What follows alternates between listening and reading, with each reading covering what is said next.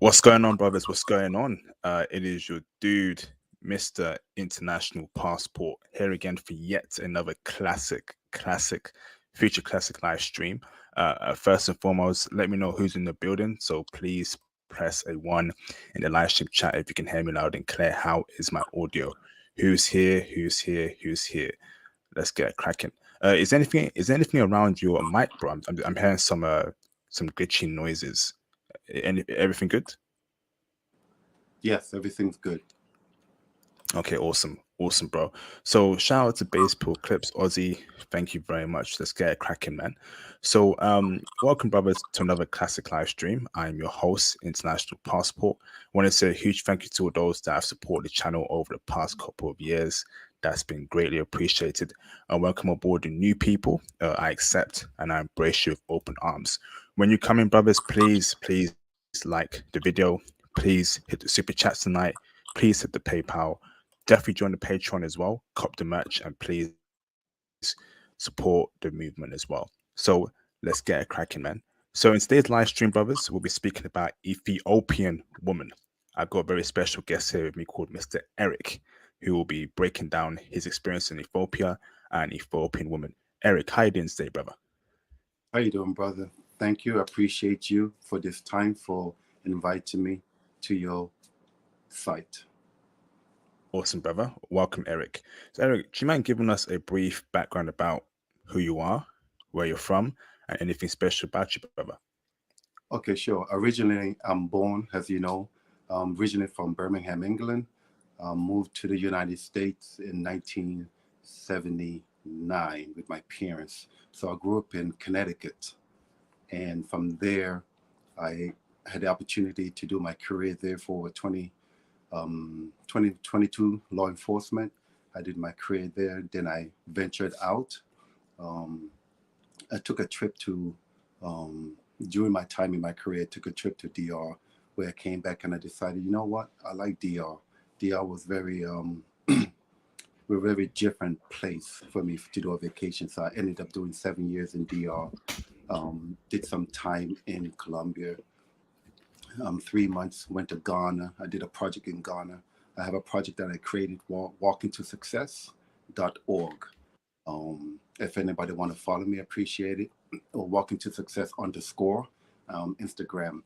Then I spent, from there, moved out to Brazil. So I've been in Brazil for the last 3 years in Copacabana.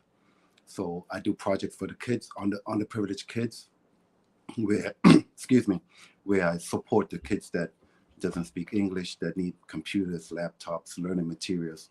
So while I'm been traveling, I also been doing humanitarian work for the kids during my travels and wherever I've been traveling to. So just giving back to the community, and that's basically where I'm at right now, in Brazil. That's my home right now. Awesome, great intro there. So let's get a cracking, Eric. Ethiopia. Ooh. Um, man, we're gonna have some fun tonight. I'm telling you that. So, brother, tell me where were you at in Ethiopia? What city, brother? I was in Bali, in Addis. So it's Addis. I was in the main city, but the community where I was staying was called Bali. So I was in the center, Addis. Okay, awesome, brother. Awesome. So, my first question to you, brother, is probably the most important question in the history of mankind, brother. It's a question that can stop world wars. It's a question that can bring about world peace. You know, it is a question that can simply stop an alien invasion from the planet of Mars invading the planet Earth. Okay. The question I'm going to ask you, brother, is: are Ethiopian women checking heavy for brothers and passport bros?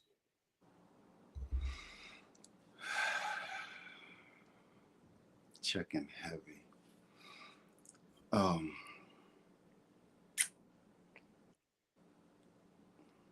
mm, you got me in that one. I was there for 1 month, and my experience, um, I would not say heavy, but I would say curious. Okay, break it down for us. What do you mean by curious? Break it down. Okay, so where I went usually, my I had a daily routine, and I had my projects that I was doing in between. So while I was in Ethiopia, I had 5 projects that I was doing for the kids. So my downtime, I got to go out to the mall. I got to go to all the cafes where the locals hang out. So I was basically amongst all the locals. So with my experience, I was experiencing that they will look, obviously, they know I'm not from Ethiopia because I didn't dress. And one thing I noticed about them, they all dressed almost the same. So I dress like I like colors. So my dress fit every day was like different. Um, Not too much, but conservative. But it would look. Yes, everywhere I went, I was getting stared at. Everywhere. Doesn't matter where they was looking. Amazing. Okay, so they're curious about brothers. That's great. I think we can start from there. That's Yes. amazing. Yes. What is it about us that makes them curious? Is it the accent? Is it the so how's my mic, brothers? Is my mic good? Am I too low? Oh yeah. Am I too loud? No, you're right. Am No, I you might good? be perfect. It must be you, Ozzy. It ain't me, bro. So why are Ethiopian women curious about brothers and passport bros? What is it about us that attracts uh, uh, us to them? My opinion, I would say, with my experience when I was there, because we are outside, and the life inside of Ethiopia is different than the life from outside of Ethiopia. So there's opportunities where um, inside of Ethiopia may not have that opportunity to meet someone from the outside. So they are welcoming to date outside of Ethiopians with the culture that they have. And I don't know if you know, but the culture is very strict. Ethiopian with their religion, but to date someone outside, it is welcome. Um, my experience when I interacted with different women, I noticed that they ask a lot of questions. Where are you from? What are you doing? Family, religion, um, why are you here? Visiting Ethiopia. So they ask a lot of questions, a lot of questions. I was asked a lot of questions. Okay, great breakdown so far, brother. So I want to know more about Ethiopian women. These are women that I don't get much information about. So Okay. a follow up question for you, brother, is um, can we go to Ethiopia as passport bros to find a wife? I'm in that stage right now where I want a long time girlfriend, I want a wife, and if she's a black woman, okay, one of my choices, one of my options, could it be Ethiopia? Can I go to Ethiopia to find a wife? Yes or no, brother? Absolutely, I would say yes. But there is a but. I was there for 30 days. And for anyone who want to travel to Ethiopia to find a partner, life, wife, it is possible. But there's some things you're gonna have to go through. And I had my own experience in sitting down with a brother of mine that I met, and I asked him these questions about Ethiopian women. Are they difficult to meet? Are they difficult to be a wife for someone outside coming in the country? How is the family structured? And he broke it down to the T so I understand the Ethiopian culture, which is they are all about family. That's number one. They are big on family, which means if you're an outside person trying to come in, you're not going to come up in Ethiopia and just pull someone like that. No, it's not happening. It's not there. You're not pulling them like that. You can have all the game. You can have all the game you want. You're not pulling them like that. Number one, you have to go through the family, which means the family has to accept you first. Doesn't matter if the girl accepted you. The family have to accept you. They want to know, are you going to support my daughter? Do you have the means to support my daughter for the rest of your life? Job, house, are you situated? They want to know everything about your life first. That's number one. Two, culture, religion, Orthodox. The religion in Ethiopia, 90% Orthodox. I'm sorry, 60% Orthodox, 30% Muslims, 10% Christians. So most of the Ethiopians are all Orthodox. So you have to make a decision if you're going to bring someone, and I'm not saying it's impossible because I have heard some stories where Orthodox Muslim have turned to become Christians, but their religion are very important to them. Very important. That's number one. They're big on their religion there. So you have to accept their religion. You don't have to become an Orthodox or Muslim or a Christian, but I'm saying you're going to have to accept this woman is not going to break away from her culture, religion. She's not, because they're deep into their religion there. I went to a church, 2,000 member church in Ethiopia, and I witnessed myself why their religion is so deep and the culture is so deep in Ethiopia, because they take it serious. But to answer your question, you can go there, but you're gonna have to do work. You can't just come up in there for 1 week, 2 week and bounce. It's not happening. You will have to come back. If you meet somebody, you have to keep coming back. You have to keep coming back. You're not just gonna go there one time on 5-day vacation, 1 week vacation, and go back to wherever you come from and pull. That's not happening. You have to put work in it. Damn. Amazing. So, brother, this is great so far. So, okay, we can find wives there. Yes, Tell absolutely. me, tell me the wifeable qualities of Ethiopian women. So let me tell you my criteria, bro. I'm looking for a Okay. wife that can cook, that can clean, that's feminine, that's submissive, that's coachable, and lets me lead as a man in the relationship and marriage. Do Ethiopian women have all those qualities? Break it down for me, brother, please. Okay. So in my introduction, I said to you, I stayed in Dominican Republic for 7 years. I am now in Brazil for 3 years. I have spent 3 months in Colombia.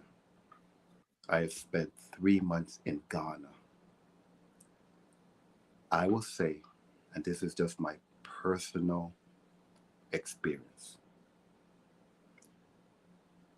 being around so many different types of women, Ethiopia, when it comes on to being structured to be a wife to a man, where she's submissive, she has the beauty, she has the character, especially structured from birth, growing up in her home with her mother and her father, her uncles, her brothers. These are the people who have grown up with her to structure her to be a wife. So this is how they've been brought up to be teenager, adult.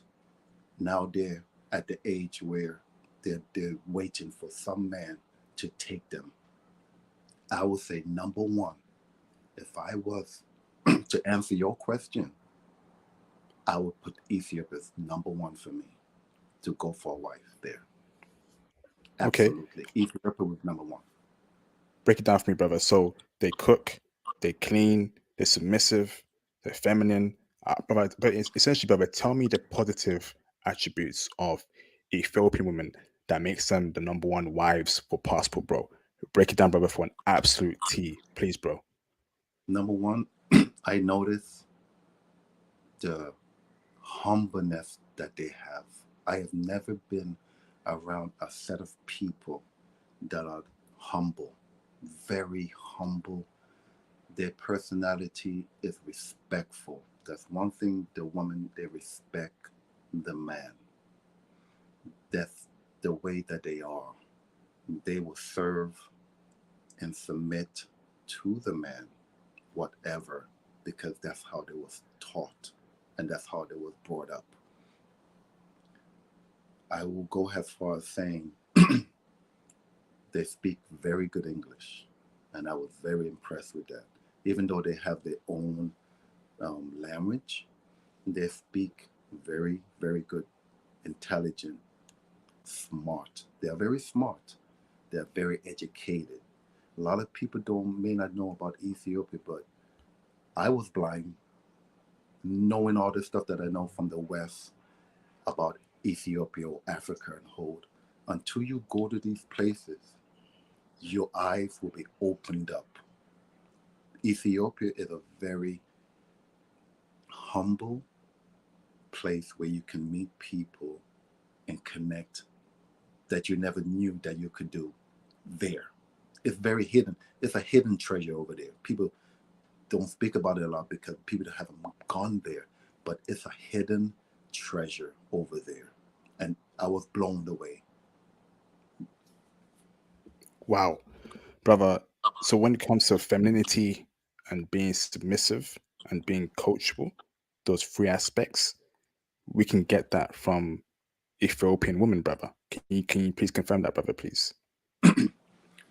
Feminine, the way they dressed, um, they they cover themselves very classy. I never saw one Ethiopian woman on the street, in the mall.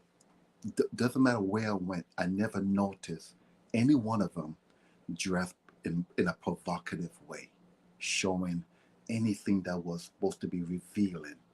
But the way they dressed was very classy, very conservative, and the beauty of their face, their hair, it was like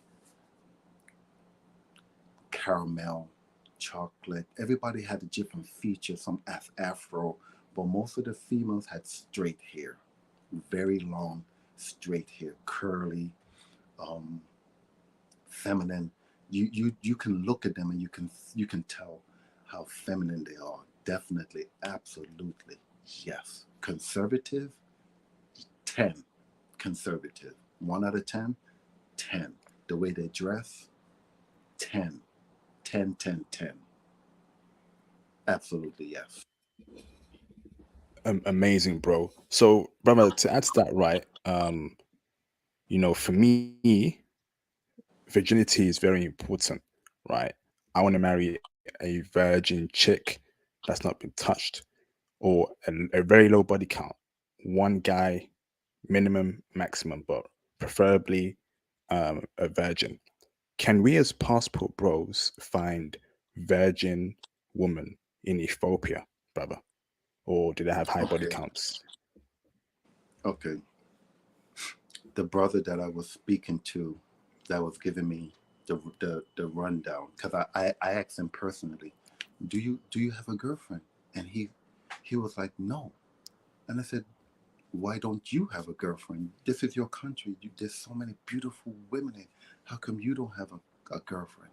And he said, Eric, listen, it is not easy to get a Ethiopian woman. Even though I am Ethiopian, it is not an easy process because you have to go through family. And I said, what are you talking about? You have to go through family. He said, I have to go through the family if I want to date. I said, are you serious? He said, yeah, it's a process you got to go through. You can't just pull a girl like that. No, it's not happening. He said, you got to go through the family. So I'm like, are you trying to tell me that these girls do not date? He said, no, they don't. Not unless they're going to date someone that is serious to date for a long time for marriage, not just date just to date. I said, "Are you serious?" He said, "Yes." So when he was speaking to me, that kind of gave me the information that I will have to say 80% of them are still the traditional, haven't been touched wife material. Wow. Absolutely. Lord Absolutely. have, Lord, Absolutely. Yes. Absolutely. Lord Yep. have mercy. What is this? This is incredible. Oh, okay, brother. This is exactly what I want to hear. So, brother, so you were in two cities, right? Um, are Ethiopian women the same all around the country, or is there certain places in Ethiopia you have to go to find the wife-board chicks? So essentially, brother, tell us the best places in Ethiopia to find the best woman, for wives, for long-term relationships. Is it everywhere in Ethiopia, or is it those two cities you mentioned? Well, like I said, I stayed basically in the Addis area of the big city in Addis, um, around the Bali area. I didn't venture out too much. I stayed in one spot because, like I told you, I had 5 different projects I was doing. So in my downtime, I was trying to find some downtime to get out and to explore myself during my projects. So if I was to suggest to anyone, would be to start in Addis, which is the big city. Um, I would say definitely, if you even have opportunity to go in the countryside outside of Addis, the city, it's going to be the same. It's going to be the same because it's the same. The, they're not going to change in one city or one countryside. They're going to keep the same culture, the same upbringing, the same value. It's the same. It's the same. It's not going to be no different. No, they're not going to be any different in different areas. No, because this is who they are. They are very um, distinguished country other than all the other African countries. Ethiopia is a very different place, very different than when I spent 3 months in Ghana and I was doing my own comparison with the Ghana and the Ethiopian, and I'm like, no, no, no, no. Ethiopian got it locked down. They got it locked because they're following a certain um, culture way that keeps them different than every other country. And I've noticed that. I noticed that about them. And I have respect for that. Amazing. Thank you, brother. Hold that thought there. Brothers, can we please get the likes up and the support? Please like the video. Please hit the super chats and the PayPal donations. That'll be appreciated. We're in for another classic, instant classic. I got a couple of super chats there, brother. Hold on. Shout out to Mr. Bala Jalal for the $5 super chat. Appreciate you, bro. It's great that Ethiopia isn't a country for Pookie and Ray Rays. Yes, indeed. Super happy about that. Shout out to Mr. Jalil for the $10 super chat. Been a minute, bro. Welcome back. Good day to everyone. Wishing peace to you guys in the chat. Quick question: is the bottom packing or not? I've heard in the States they're front heavy, but not back heavy at all. So essentially, bro, he's asking you, right? Tell us the body type of a Ethiopian woman. Are they slim, thick? Do they have nice behinds, nice big chests? Break it down for us, bro. Okay. I noticed when I was out, I would say I'm trying to do a comparison to who can I compare slim. Okay, I will say between petite and medium. No large, like no nothing large. No, they're not under heavy large. They're slim and they're nice round. It's the 10. I can't just explain it no more than 10. 10. 10. They are in shape. They eat well. I noticed they're not It's not a fat culture like fat. Everybody's overweight. No, no. They eat the food that they eat keeps them the way that they are. So their body shape is slim, no stomach, nice, um, but not too big, not too small, just like perfect shape. There's no huge overweight. No, I didn't see none of that. None. I saw mostly slim to medium. Nothing past that. I didn't see. Damn, amazing, amazing, bro. Um, Tell us more about the personalities about Ethiopian women. Like, are they bubbly? Are they introverts? Are they extroverts? Or are they very closed off? I want to know more about their personality, bro. Because so I know that if I'm wifing the one up, I expect this in a relationship. She's quiet. She's loud. Break it down for us, bro. Okay, so when I was interacting with different people, because remember, I was doing my project, so I got introduced to going out with different people. I got introduced to going to different events. I got introduced to going to different cultures for um, their music. I went to different restaurants for their culture. So I got to see up front how they act. Are they funny? Are they conservative, too quiet? Are they too loud? Entertainment wise, when I say entertainment, I'm talking about if you was to go out with one to or go to a coffee place or go to a restaurant, I notice they are not loud people. They are not. They're very calm, um, funny, give jokes. Yes, they have a good personality. Yes. Um, One of the things that I noticed, they like to drink a lot of coffee. Like there's a lot of coffee place there where you can go to coffee shops, you can meet. That's like the spot. It's the coffee spots. That's where they hang out. You want to go there? You want to go to a coffee place? You will find them all there, drinking coffee, having fun. That's their main thing is getting their friends together. Let's go get coffee, drinking coffee. Um, so I noticed very calm, not loud. Um, no. So what I noticed was calm, quiet, not loud. Amazing. So, brother, you're currently in Brazil, right? You've been there for a couple years now, so you probably Yeah, dealt 3 years. with uh, you probably dealt with a lot of Brazilian women. So, brother, when you compare Ethiopian women to Brazilian women, which is better? And tell us why that group is better than the other group of women. Break it down for us, bro. So essentially, brother, it's a Brazilian woman versus Ethiopian woman comparison. Who you going for, and tell us why. Okay. So I've been in Brazil for 3 years now. I went to Salvador. So you know, Salvador is the Black Afro of Brazil, which is all where all the Black Afros are, the Brazilians are in Salvador. I spent 3 months in Salvador, and the rest of the time I spent in Rio, Copacabana.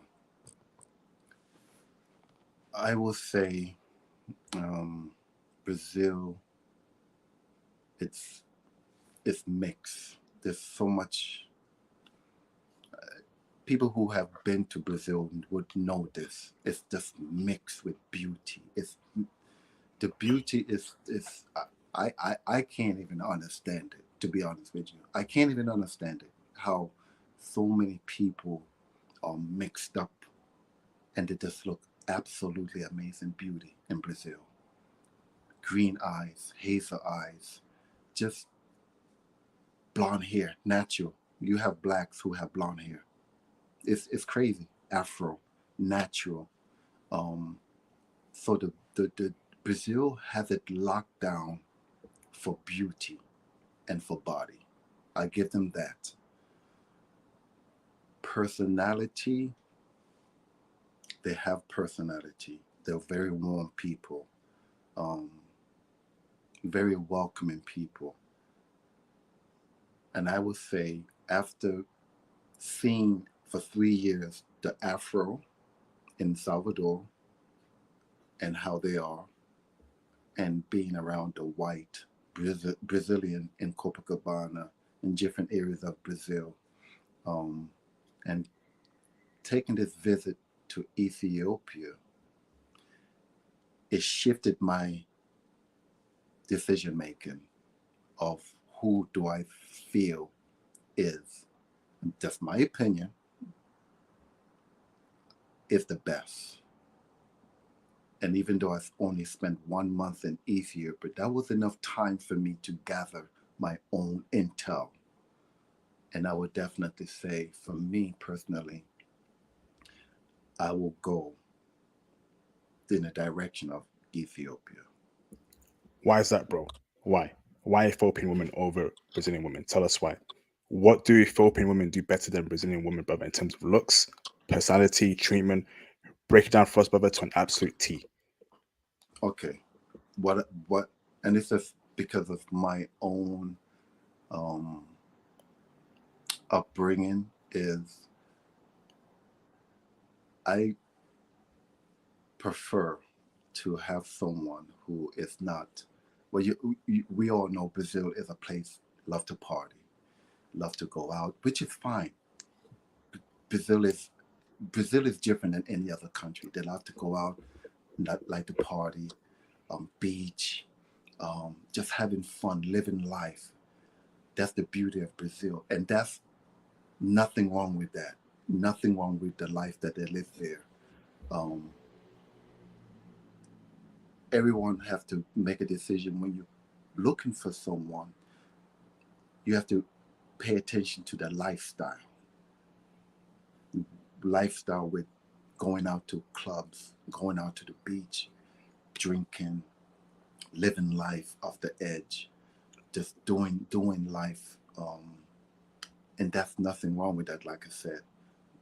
Versus looking at another culture and saying very conservative, not partying, not drinking, not going out to the beach, not living off the edge, um, more reserved culture, which means you're gonna receive a dime.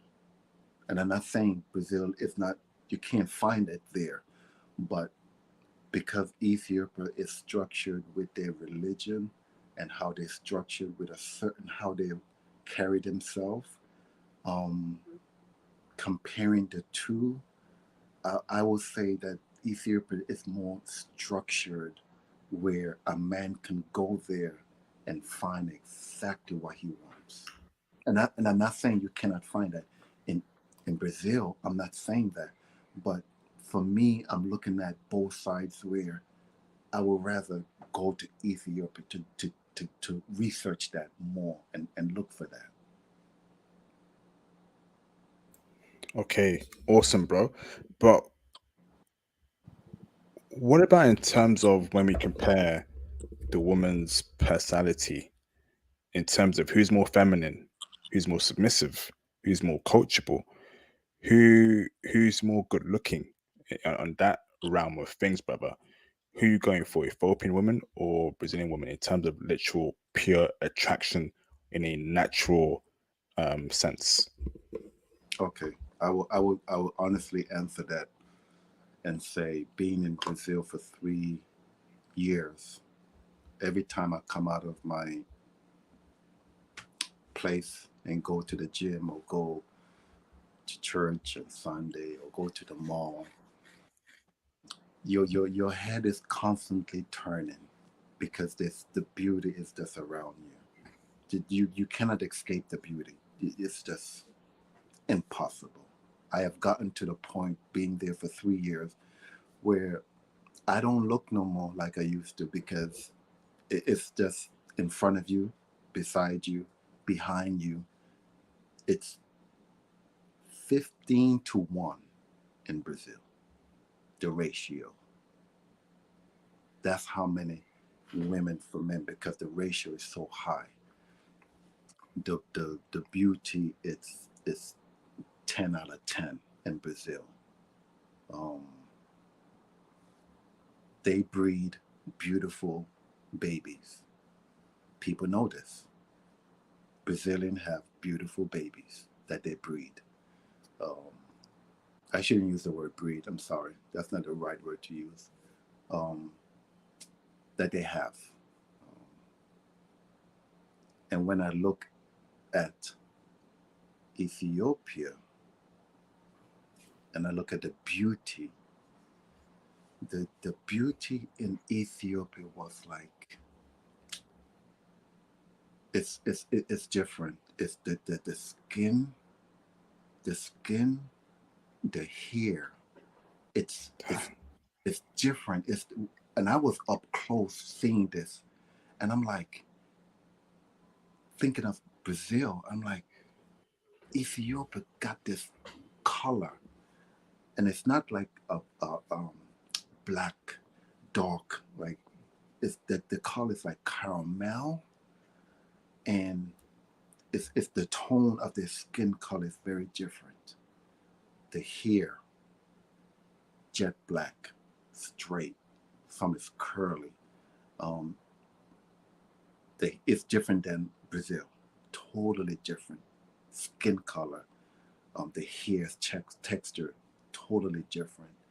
Um, the shape of their bodies, totally different. The way they carry themselves, you can you can tell the classiness of them. That compared to Brazil, um, I don't feel um, you can speak to anyone in Brazil because they're very friendly people. Yes, Brazil very friendly. You could speak to anyone you want. They will speak back to you. You can conversate with them. You can meet them. It's not a problem to meet anyone in Brazil. But in in Ethiopia, I see that it's very different. Where I put them on a different class. I guess that's the best way I can say. They're on Ethiopia is on a different class. For me, I put them on a more higher class than Brazil. Damn. Just because of the way that I feel like they're the queen of the queen beauty. So Ooh, you have beauties out there, but they're like the queen of the queen beauty. That's the best way I can describe them.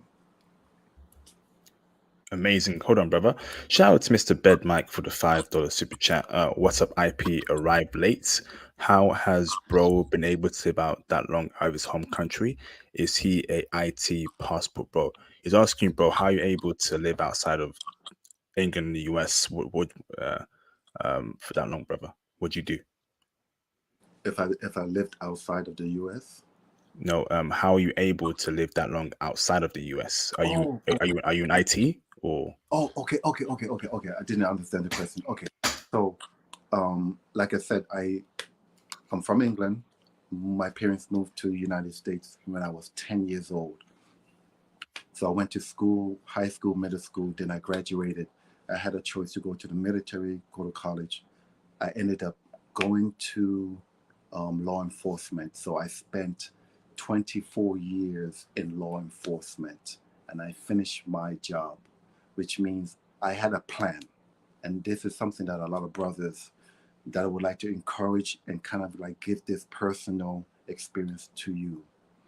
I had a plan when I was 18 years old that I was not going to work for the rest of my life.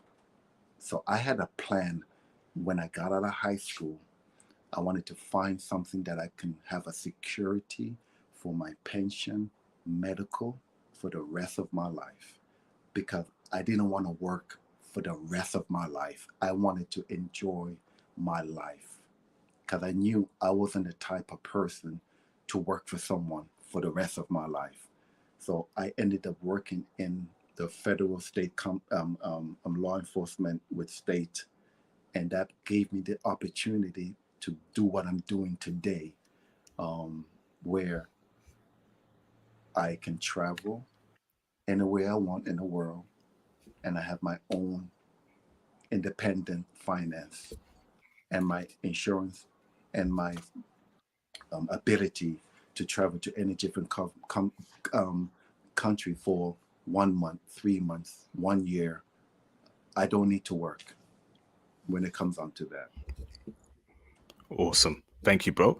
So, incredible intel so far, brother. So let me ask this, brother, right? You've also spent some time in Colombia. I would Yes. say Colombia. What is that noise? I'm gonna put you on mute there, bro. So you've also spent some time in Colombia. Um, Colombia for me has some of the most gorgeous women in terms of looks, in terms of body, skin tone, long silky black hair. Oh Lord, oof, these women are something else. So can you do a comparison between Colombian women and Ethiopian women? Who are you picking out of both, and tell us why, brother? I know this is going to be a hard choice, but I want to know why you're going to go for that group of women, and we're going from there. Okay. I spent 3 months in Colombia. I went to Medellin, um, Cali, Medellin.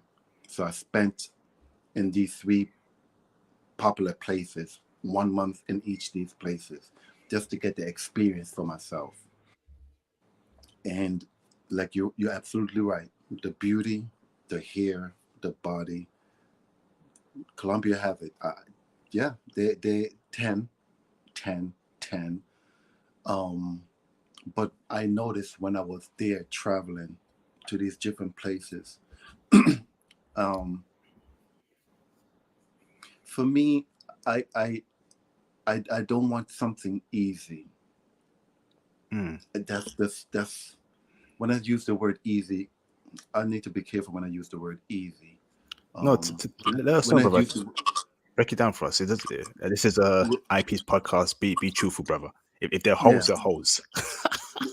no, no, one, I don't want to use the word easy, but more like it wasn't challenging for me. Like it's for me, it's like I know what looking for when it comes on to personality,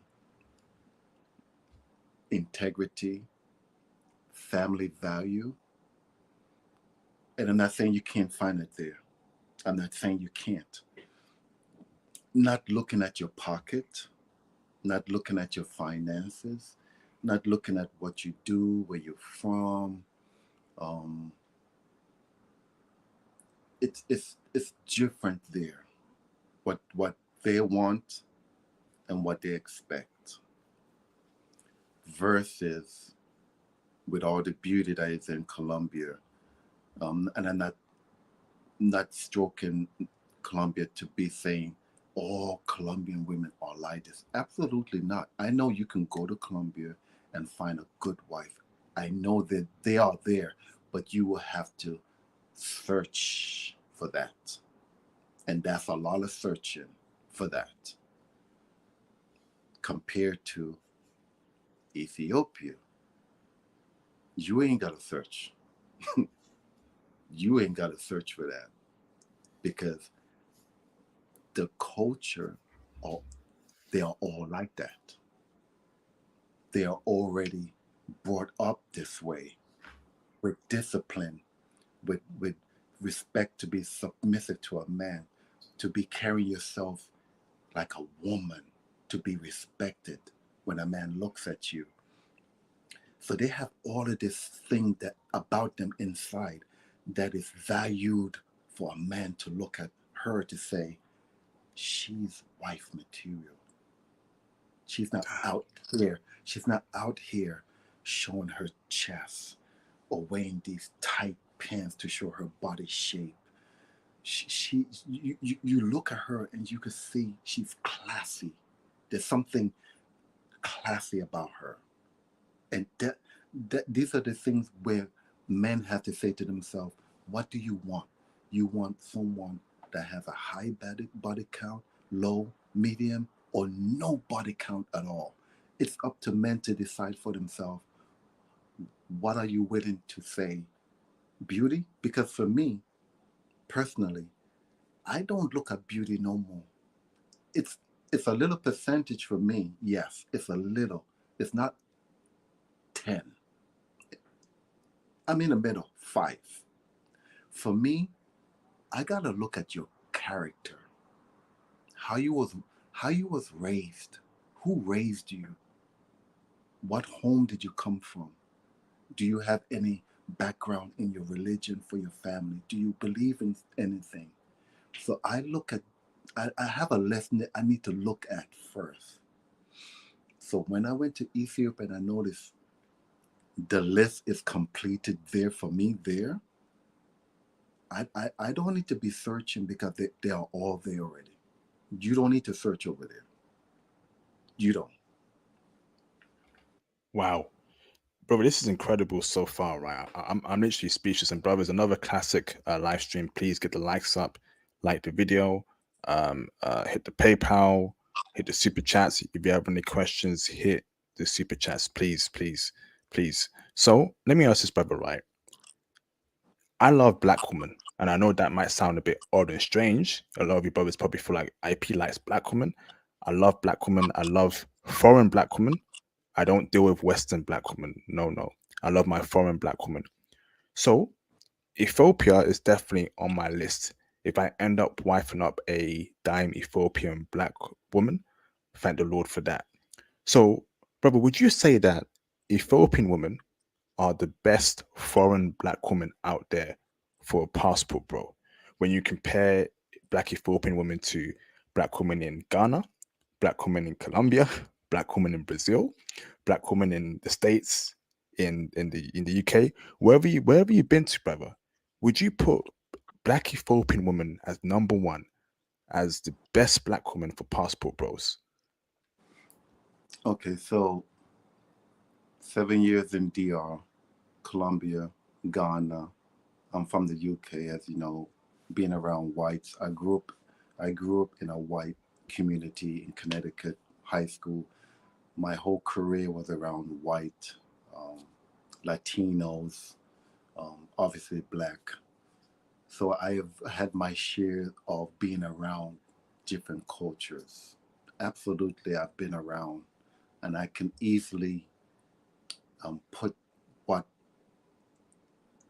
stage I will put each one that I've been around because the time that I've spent. I have always been, and there's something personal about me. I have always been attracted to Latinos, light skin. I have always been that way. Just was always been my preference was Latinos, um, culture, Latin culture. Not much under black culture for dating. I have dated, but not that much. The trip that I took to Ghana, which was in 21 that I spent out there, I saw a different side of beauty than beauty in America, black. It's a different kind of beauty in Ghana. Um, Ethiopia changed everything when it came on to beauty. What I thought was beauty when it came on to um, the Latinos, the Puerto Ricans, and they are beautiful. We all know Puerto Ricans are beautiful.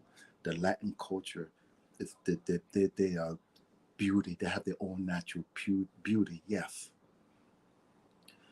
but when I touched down in Ethiopia airport, ay, ay, ay, and I was going through and getting my bags, and I'm like, I'm looking, I'm like, wow, black beauty. This is black beauty. And after going out and going into my hotels that I stayed in for 1 month, next to my hotel was 3 different restaurants that I always went to for breakfast, lunch, and sometimes dinner. And the volume of, and this spot was in Bali. This place where I stayed, next to these three restaurants in the hotel, it was a popular hot spot. It was a popular spot where people go for lunch and for dinner. And the women that walked up in these restaurants to eat, I'm like, Lord. Damn. I would sit there by myself and I'm like, does brothers really, they don't know about Ethiopia? Because I didn't see no brothers over there. I didn't see no foreigners over there. It was just me. I didn't see no foreigners over there. If there was over there, there wasn't in my area. But I didn't see nobody over there. And I was like, if the brothers only knew what is on this side, they will be flying over there and spending some time over there. To answer your question, I will take Ethiopia out of all that I've been and experienced and I've seen. I will take Ethiopia out of all of them. Absolutely. Number one. That's crazy, bro. This is Number incredible. one. Wow. I spent Can, like I said, I spent the 7 years in Dominican Republic, and we all know Dominican Republic with Colombia, the Latin culture is all beauty, yes. But if you go to Ethiopia and you see what I saw, they can't come close to Ethiopian beauty. No, not even can't come close to it. No, not wow. what I saw. Wow. Can someone please volunteer to put timestamps for each topic in question for this live stream? Press A1 in the chat if you can volunteer. And I need a new volunteer to please put timestamps on my live streams. That would be greatly appreciated. So if you can please put timestamp on this live stream and my previous live streams in the comment section below, that'd be greatly appreciated. So please press A1 in the chat if you're going to volunteer to put timestamps on there. Thank you, brothers. Shout out to Mr. Babatunde Oloyi for the 7.99 Australian dollar super chat. Sorry, yeah, super chat. Babatunde, you need to DM me, bro. I want to get you on the channel to share your Australian experiences for the brothers. Please do so, please, bro. DM me on IG. Let's get you on the channel, bro. IP, I was in Ethiopia, brother. You didn't tell me when you were in Ethiopia. DM me, bro. Come on, man. Where's your DM on IG? This year, I'm going back again. Ethiopian. What is that noise, bro? Eric, I'm gonna put you on mute there, bro. Eric, something's happening with your noise, brother. That's some crackling noise. So avoid going at your mic, brother, with your hands or any objects. I was in Ethiopia this year. I'm going back again. Ethiopian women are amazing.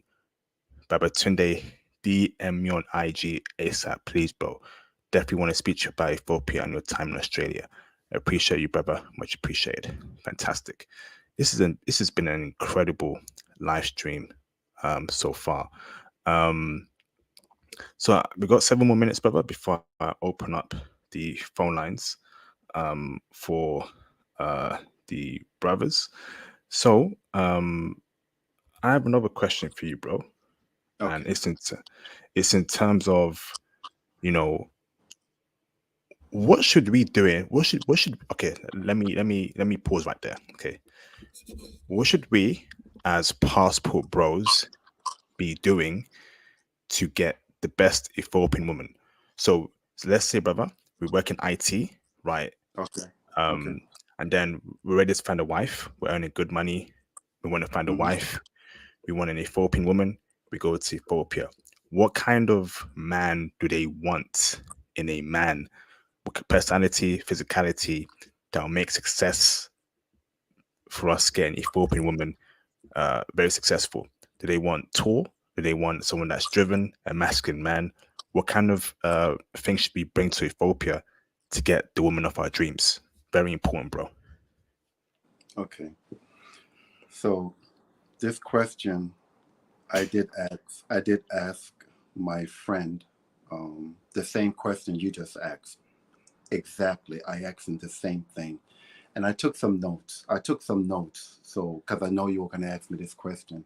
And I want to read, because I wrote it down exactly what he told me, because I want to share it with all the brothers, what he said. And this is exactly word to word what he says about Ethiopian women. He said this: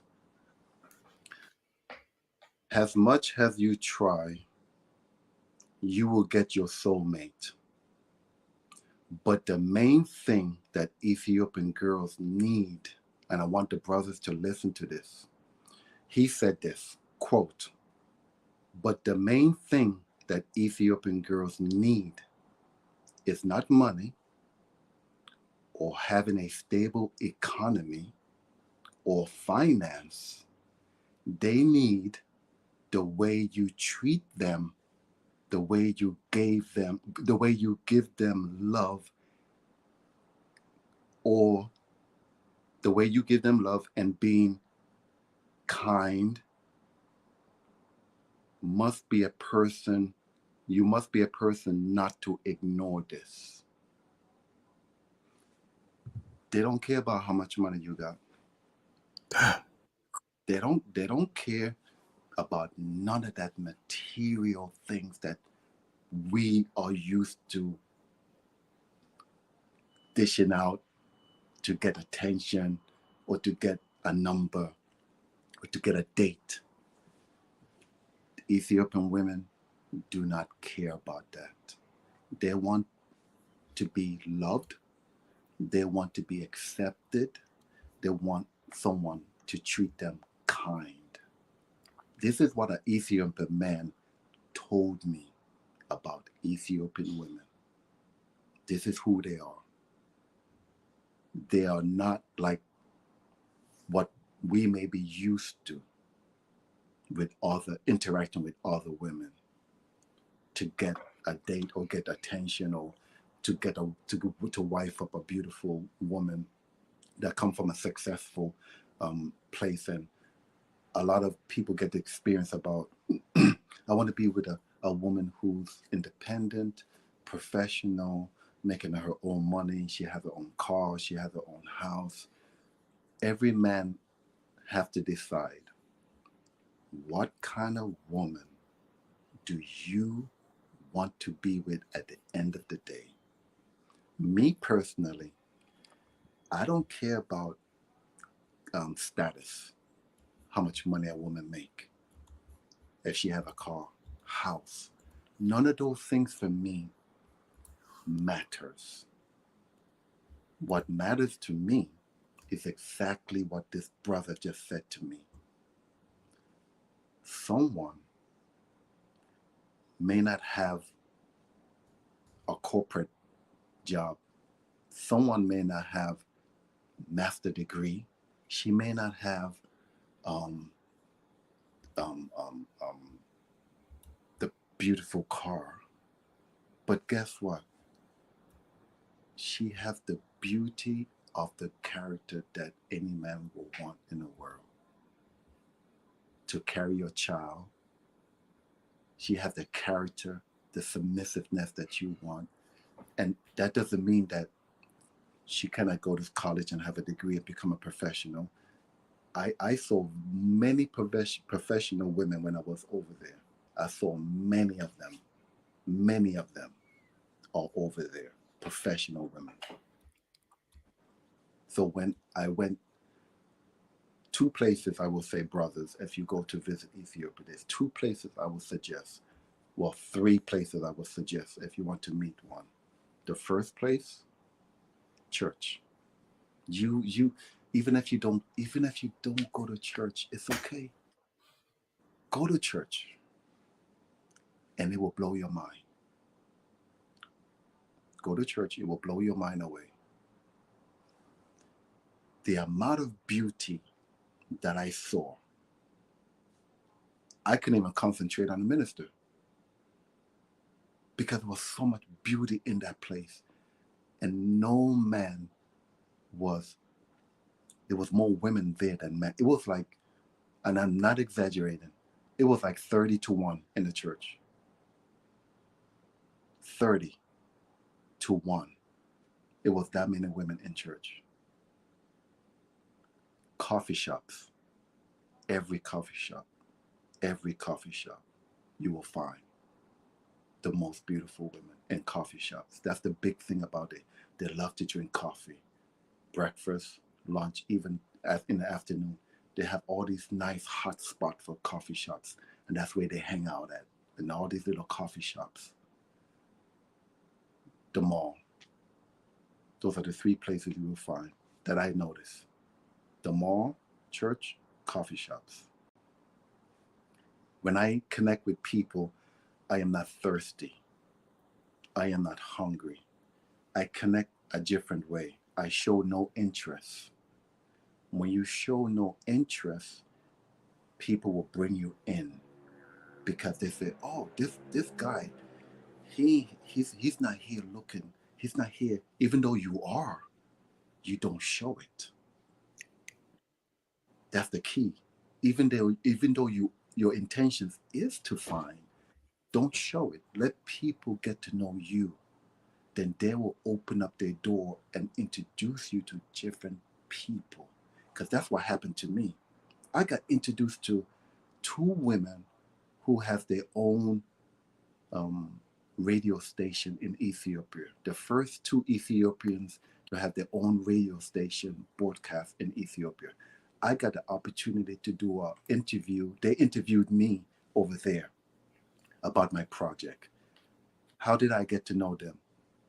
Through another person who got to know me. It's all about connection in Ethiopia. You connect, the door will open up for you. People will introduce you to different people. I got introduced to go to a wedding through my photographer. He invited me to a wedding, how I experienced an Ethiopian wedding. It's people that look at you and say, he's a legit person, he's solid. He's not here trying to run through Ethiopian girls or run through the looking for girls on the street or looking for, you have to carry yourself a certain way so that people will look at you and say, ah, this guy could marry my sister, or this guy could marry my cousin. He looks decent, nice, because you're not just talking about women, women, women, women, women. When you leave that out, you be surprised you end up finding what you're looking for without even speaking about what you're looking for. Wow. Amazing, amazing breakdown there. Awesome. Thank you, brother. Amazing breakdown. Um, have you been to Japan before, Eric? That side of the world, when it comes down to Japan, Thailand, um, I have not seen it or been there. I have watched a lot of YouTubers who have gone there, that's living there, the experience that they have been going there and showing that life. And to be honest with you, I Sorry, don't need to brother. go to I don't need to go to Thailand to experience, to see or do a comparison, because just by watching the stuff on YouTube, mm, Ethiopia is still number one. Awesome. All right, thank you, bro. All right, so brothers, go and follow. Let me put you on mute there. Go and follow my new Facebook page, International Passport Facebook page. I'll be posting my videos on there as well from the YouTube channel. So go and follow there. I'm now officially on the Facebook page. Go and follow, go and like my page and keep up to date. I'll be posting updates, and of course, I shall be posting my YouTube videos on there. So fantastic breakdown there. Shout out to Mr. Sean Camp for the $4.99 super chat. Um, thank you, Sean Camp. He says here, Ethiopian women are some of the finest on the planet, and if you visit Addis, go to a restaurant called 2000 Habisha Abundance of fine women in there. Have you been to that restaurant before, Eric? No, to be honest with you, there are so many restaurants in Ethiopia.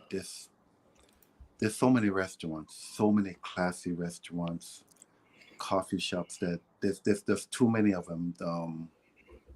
You will always walk into these restaurants and they all are eating together with their friends, or they're eating together with their family, or you just find two girls together eating by themselves. And one thing I noticed is that they share, which kind of blew my mind. They share their food together, and I was like, "Wow, this is different." Like you will have two guys order one meal, and both of them would eat out of the same plate. Same thing with the girls; they do the same thing, and this is their culture. So I learned a lot of how they bond. They have a tight bond together about themselves, and it was very different for me to experience that because I have never seen that before in a culture. They're very close. They culture is very close. When you could, and you see it when you go out, you can see how close their culture are. So that restaurant, no, they got so many different restaurants. It's unbelievable, unbelievable.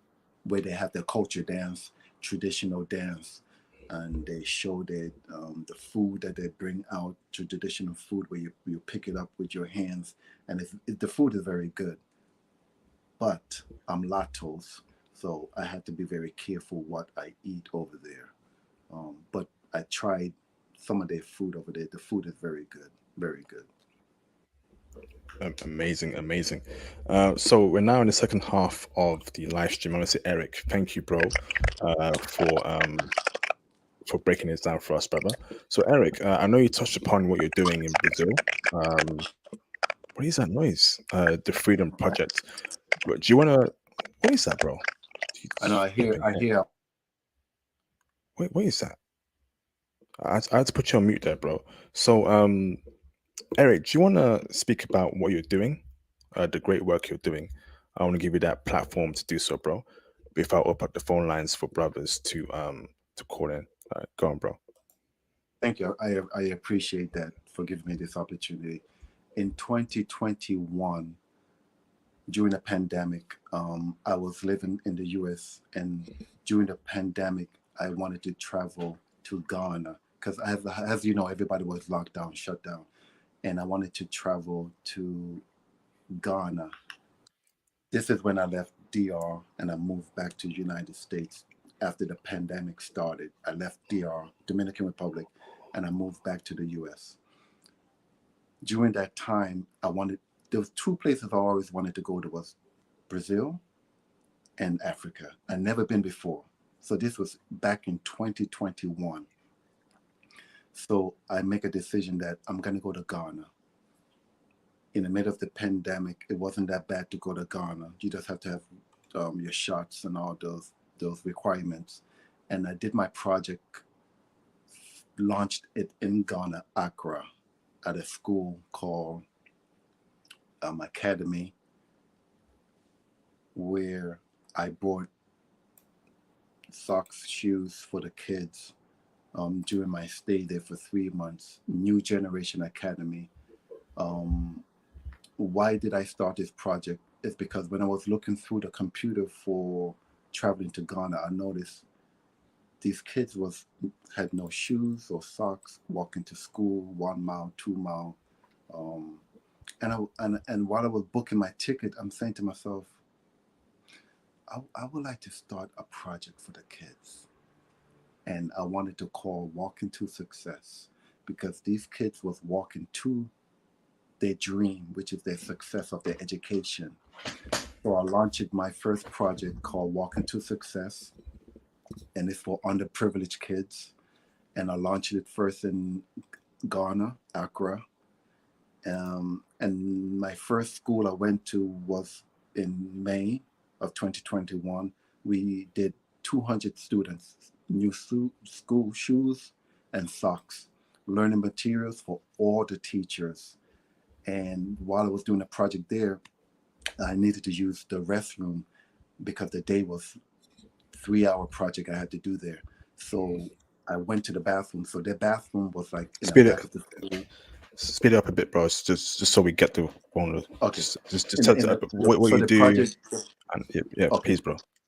Okay. So I ended up going to the bathroom where the bathroom was not in a good condition. So I started to do a project for building them a new bathroom where I built them a new bathroom I went to a deaf school where right now I'm supporting a deaf school in Ghana also, where I supply every year food for 400 kids in Ghana, supporting them for their meals because they take outside donation.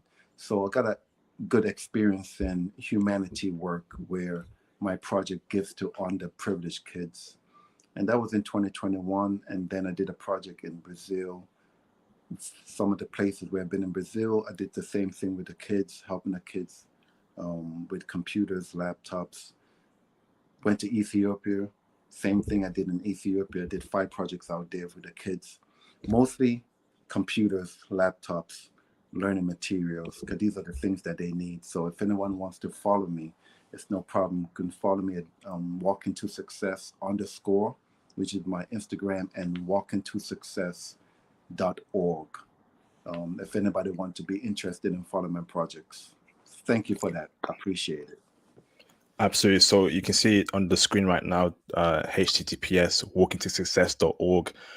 Please go and check out the brother's website and make sure you follow. You can support the brother as to what he's doing. He's doing great work there for our people. All over the Black diaspora. So please check out his website. Go and support. Go and follow. On his website, his social media links on there. There's videos, there's photos of what he's doing, the great work he's doing for our brothers and sisters in Africa, in Brazil, and the diaspora all around the world. So thank you, Eric, for what you do. Brothers, the link is in the live stream box, walkingtosuccess.org. Go and support the brother. Fantastic. So, Eric, this has been a great live stream so far. I'm going to get a couple callers in to ask you questions about Ethiopia, and we'll go on from there. Okay, let's get cracking.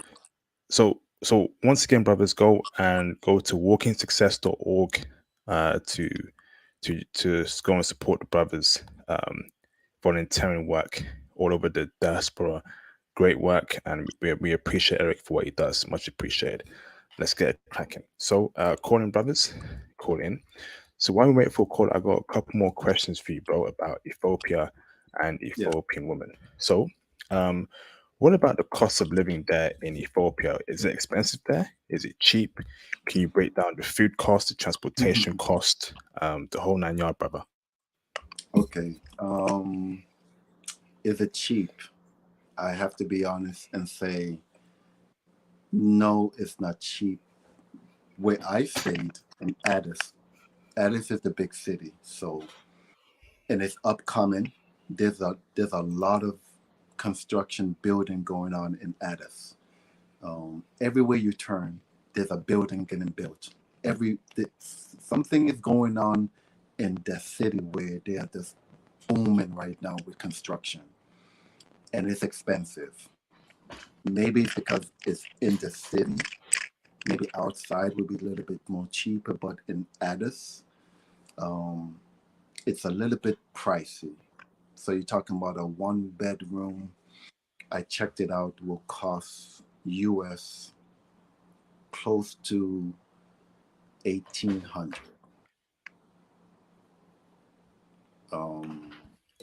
What? Food? Yeah, yes, 1,800 for 1 bedroom. Yeah, that's okay. That's expensive for an African country. Interesting. Yeah. I was thinking the same thing because I was doing my investigation and I was asking some people how much is for a 1-bedroom, how much for a 2-bedroom apartment to rent here, and this was the price they was giving me.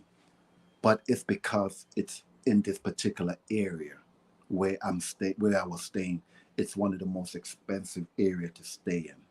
Outside of Addis, there are cheaper places you can live more comfortably, more cheaper than in the main capital city, Addis. So food, I would say my breakfast and dinner, I was spending anywhere between $15, $20. The food was not expensive. No, the food wasn't expensive. I didn't find the food to be expensive. I would say average. And I think, and like I said, I'm in a big city. It's like I can compare to like London price, Birmingham price, New York price, Connecticut price. When you're in a big city, your coffee from Starbucks or wherever you get your coffee from is going to be more expensive if you're in a big city. If you come out of the big city, going in a small city, it's going to be cheaper.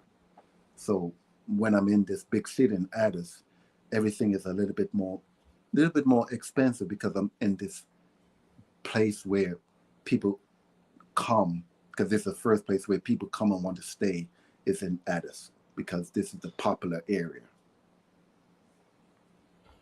Awesome. Thank you, bro. Shout out to Mr. Babatunde Oloye for the 299 Australian dollar super chat. Hey, bro, how long were you in Ethiopia for? 1 month, 30 days. Okay. And the reason why I was only there for 30 days, because they only allow visa for 30 days. It's not like when you go to Ghana. I was in Ghana for 3 months, or Colombia, you can go there for 3 months, first time visa, or 90 days.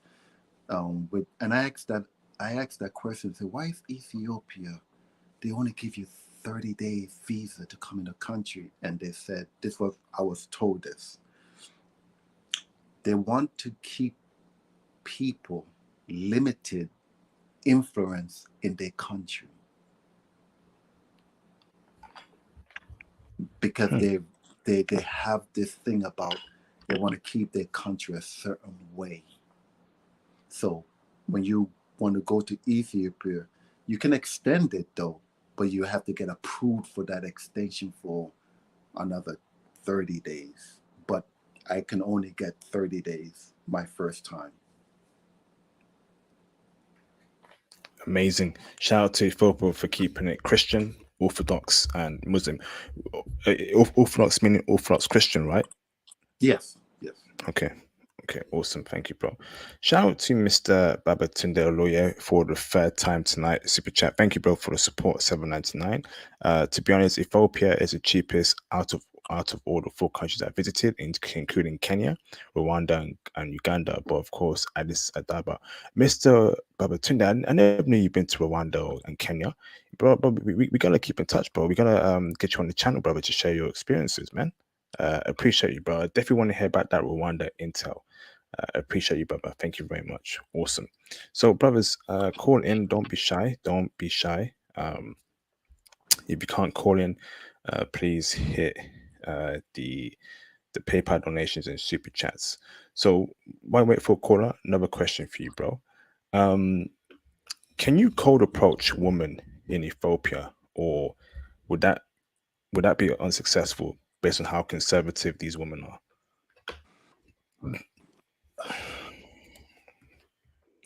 I didn't try. I did not try. I'm gonna be honest. I didn't try.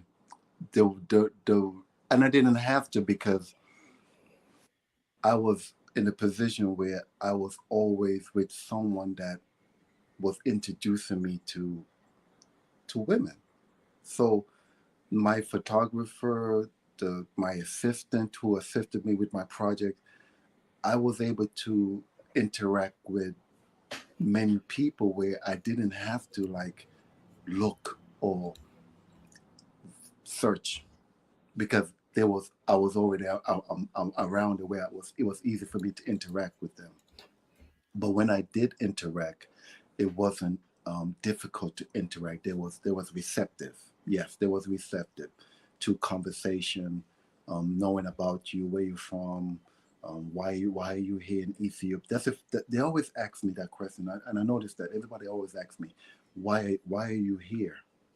I always got that. Why are you here in Ethiopia? I'm here for the bitch. Come on. I'm here for the bitch. What brings you here? So the first thing I have to say is, oh, I'm here because of my projects. I'm here for the kids. I'm doing my project. So that's how I got to get to that dialogue connection. Yeah. No, we here for the BITCHs, man. That's what we're here for. That's what you heard. I'm here for the BITCHs. Awesome. So, Brothers, call in, man. Don't be shy, brothers, man. Don't be shy. Call in. Why is not y'all ain't got any questions for our guests in regards to Ethiopian? This is definitely golden intel. We don't hear much about Ethiopia that often. So another question for you, brother, is can you break down the nightlife scene in Ethiopia? Can we meet wife or woman there? Can we find our future wives there? Or is that a scene where streetwalkers are there, women who sell box that are there? Break it down for us, bro. Okay, I did had the opportunity to go out. My friend introduced me to go out with him to different spots. I even had my assistant who did my project with me, and she also introduced me to different places to go where you could see traditional dancing, you can see traditional music, and I would say absolutely you can find in these places a wife. I would have to say yes, because it's not like other places where I'm used to going to a lounge or a bar, because I don't do the club scene anymore. But I noticed that it's more about family that's go to these places. It's more like groups of friends together going out to these places, not people that I would say from the streets, or you can, no, no, you're gonna find family, friends going to these places in groups. Like that's what I notice and witness. Um, so I would say yes, you can find yes, Awesome. Wow. Amazing. Families are going to clubs. That's how. yes, Wow. That's yeah, amazing, bro. Damn. yeah, yeah. It was very shocking for me to just to see that. I'm like, wow, did they? And that's what what was explained to me. Family to them is number one, amongst anything else. Family is number one for them. They're tight with the family.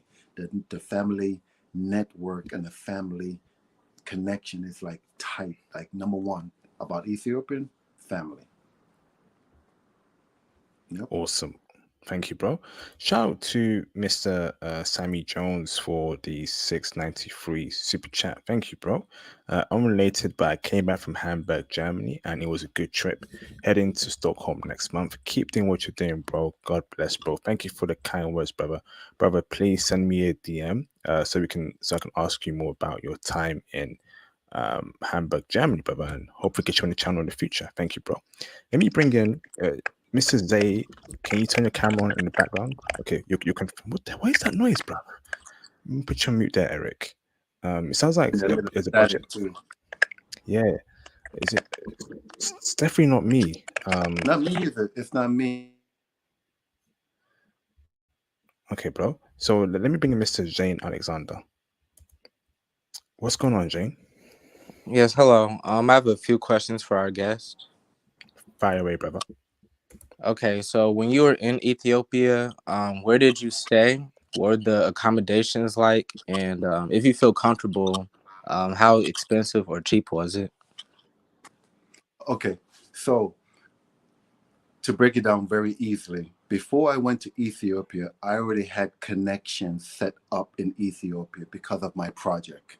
So I already had my own personal guide, which was part of my project. So he had a connection with a hotel. The hotel was called Ambassador, and it's right in the Addis, where I told you I stayed next to those three restaurants. That's the best place I would tell a brother to stay is Ambassador Hotel, because Okay. you're gonna be right there next to everything. So the price for that hotel for the month that I stayed there was 800 US. But that was not through the internet, that was through a connection that he gave me. He knows the owner of the hotel. The owner said, because I'm coming there to do my project, he'll give me the price for that price. On the internet, that will cost you 1,000 If you're going to stay there for 1 month, it will cost you 1,200. But because I went through somebody else, it cost me 800 US for 1 month. So networking and making connections is very important out there. Very important. Absolutely. Absolutely. You connect with the right people, you're gonna be straight. Absolutely. Okay, thank you. That was all. Awesome. Thank you, Jane. Great question there, bro. We got brothers from Greensboro, North Carolina. If you brothers know Greensboro, that's a homeland of the legendary rap group Little Brother. Little Brother back in the day were the soundtrack, back then for me, so shout out to Greensboro, man. Great place. Little Brother came from there. So brothers, call in. We got half an hour left. We got 35 minutes left for you brothers to call in and ask this brother great questions. And once again, go onto the brother's website, walkingtosuccess.org, to support the brother and his charity works. Okay, awesome. So next question for you, brother, is: should passport bros travel alone or in a group to Ethiopia? Is it safe for brothers to travel out there, brother? Okay, that's one thing that I did not mention, but I'm glad you asked me that question. And every project that I go to, I've been traveling by myself, absolutely. But I always do my research about where I'm going to stay, connect with the right people. And when I was in Addis, walking around on the street by myself, I felt like, is this really Africa? Because I'm like, everybody was so calm, quiet, going about their business. I never heard one person for the whole month I was there, nobody arguing, fighting, nothing negative on the street. I felt so safe. But the only thing people kept telling me, there was just one thing people said to me every time I went on the street: keep your phone in front of your pocket, inside, because they do have a tendency of people stealing phones, snatching phones, or stealing it out of your pocket. You bump in front of somebody, somebody getting close to you, they might grab your phone real quick, and you may not know you lost your phone until you get where you are. So they always says, if you're gonna go on the street, keep your cell phone in front of your pocket. That was the only thing that I was told to that was little negative. Besides that, everything else on my trip, I felt safe. At nighttime, safe. I didn't feel like I had to look over my shoulders or watch who's coming around. None of that. The environment is very humble. You when you go, you will know that this place is very different than a place where you always used to going, where you may not feel so comfortable. But in Ethiopia, I felt very safe there. Very safe. Wow, amazing. So, brother, when it comes to social media and Ethiopian women, what's the relationship between both avenues? Is it used out there a lot by Ethiopian women? Is it going to poison them in the future? Or is it toned down out there? Break it down. Okay, I did speak about this with my friend, and I asked him the same question about social media, all these platforms that's like out now. And he said, Eric, to be honest with you, the culture of Ethiopian, they will always stick to what they believe. Outside influence cannot come in this country and poison us because we are too strong with our belief in our religion. And when he said that, I was like, wow. He said, this is why the country doesn't allow people from the outside to spend so much time inside the country because you have to leave in 30 days. You don't have time to bring whatever you want to bring in their country to whether corrupt them or influence them in a negative way or bring outside into the country. So he said, no, Ethiopia is too true to their culture and their religion. They will not adapt to outside to destroy or to influence them, their beliefs. He said, our religion is too strong. We're too tight of a country to let that happen. And I was impressed when he said that. Amazing. And a follow-up question there for you, brother, is feminism. Is feminism a problem there amongst Ethiopian women, brother? From what you saw, from what you've heard, how are they tackling the evils of feminism? I asked him, are Ethiopian women feminine? And he said, Feminist. feminist. No, no. There's no issues with that there. No, no, not at all. No, no. Amazing. No. Because I have to go back and just kind of keep repeating myself.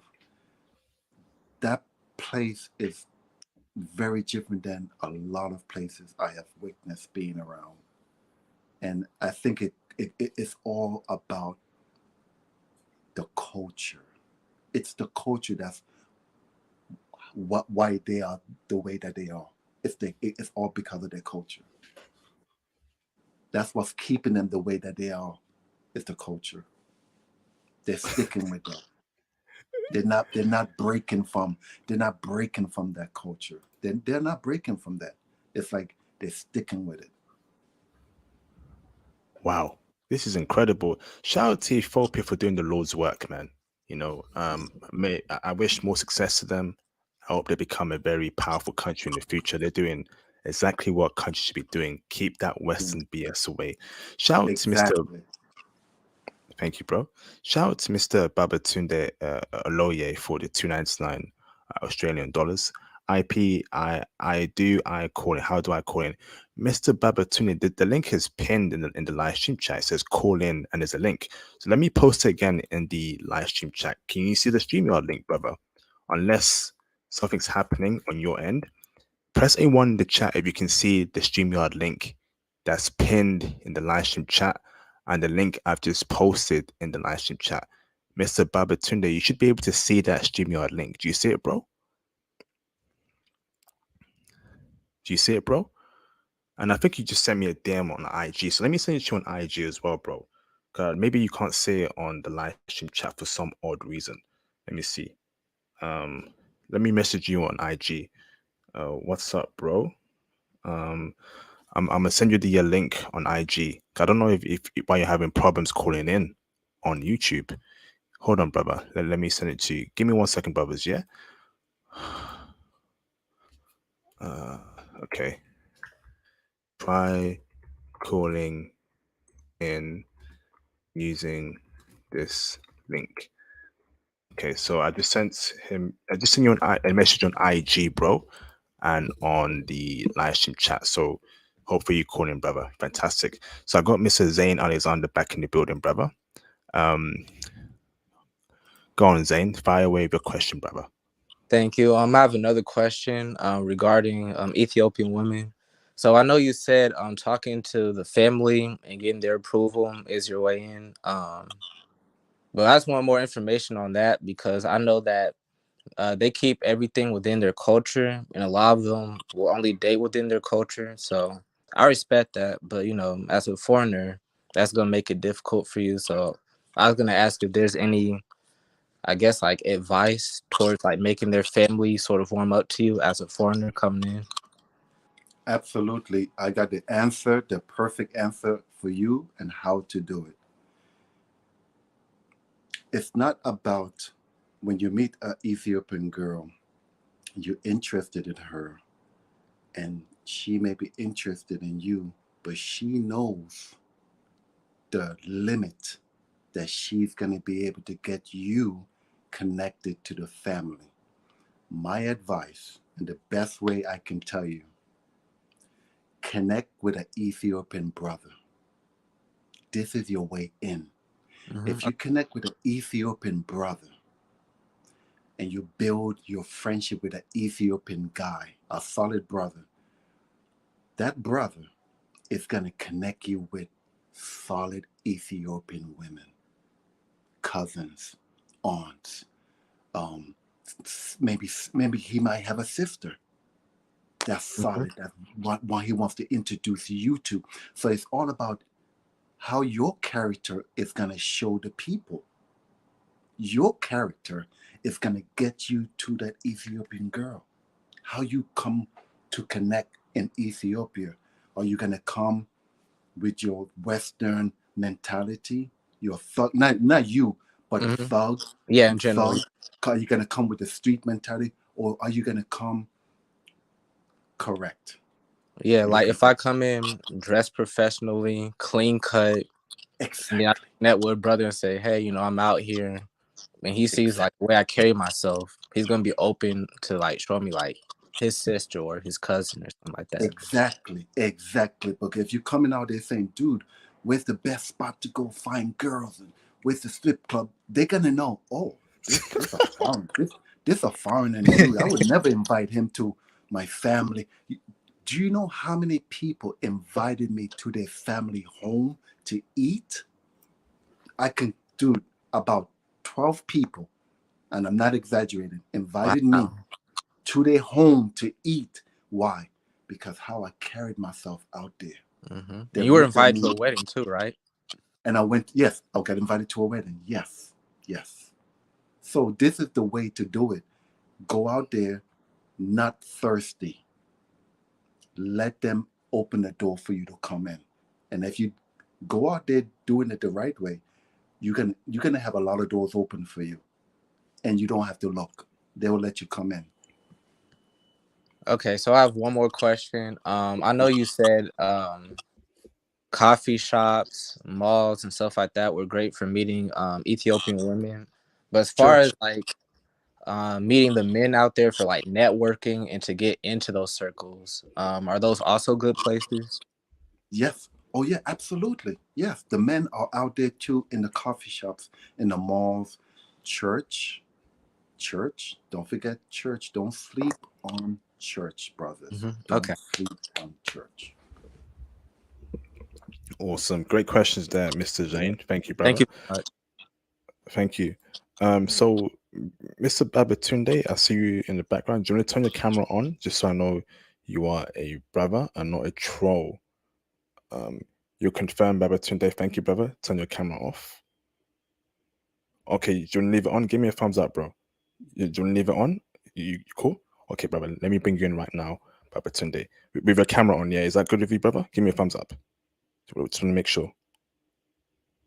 Brother, give me a thumbs up, bro. With your camera on, give me a thumbs up. Okay, all good, brother. Let me bring you in right now, brother. Awesome. Let me bring in Mr. Babatunde. Is it What's okay going on, if I Babatunde? put the camera off? Yes, brother. On and off is your awesome, brother. So nice to meet you, bro. How you keeping, brother? Good. Yourself? Yes, fantastic, brother. Fantastic. Are you actually in Australia? Are you Australian, brother? I am Australian. I'm an Australian citizen. Yeah.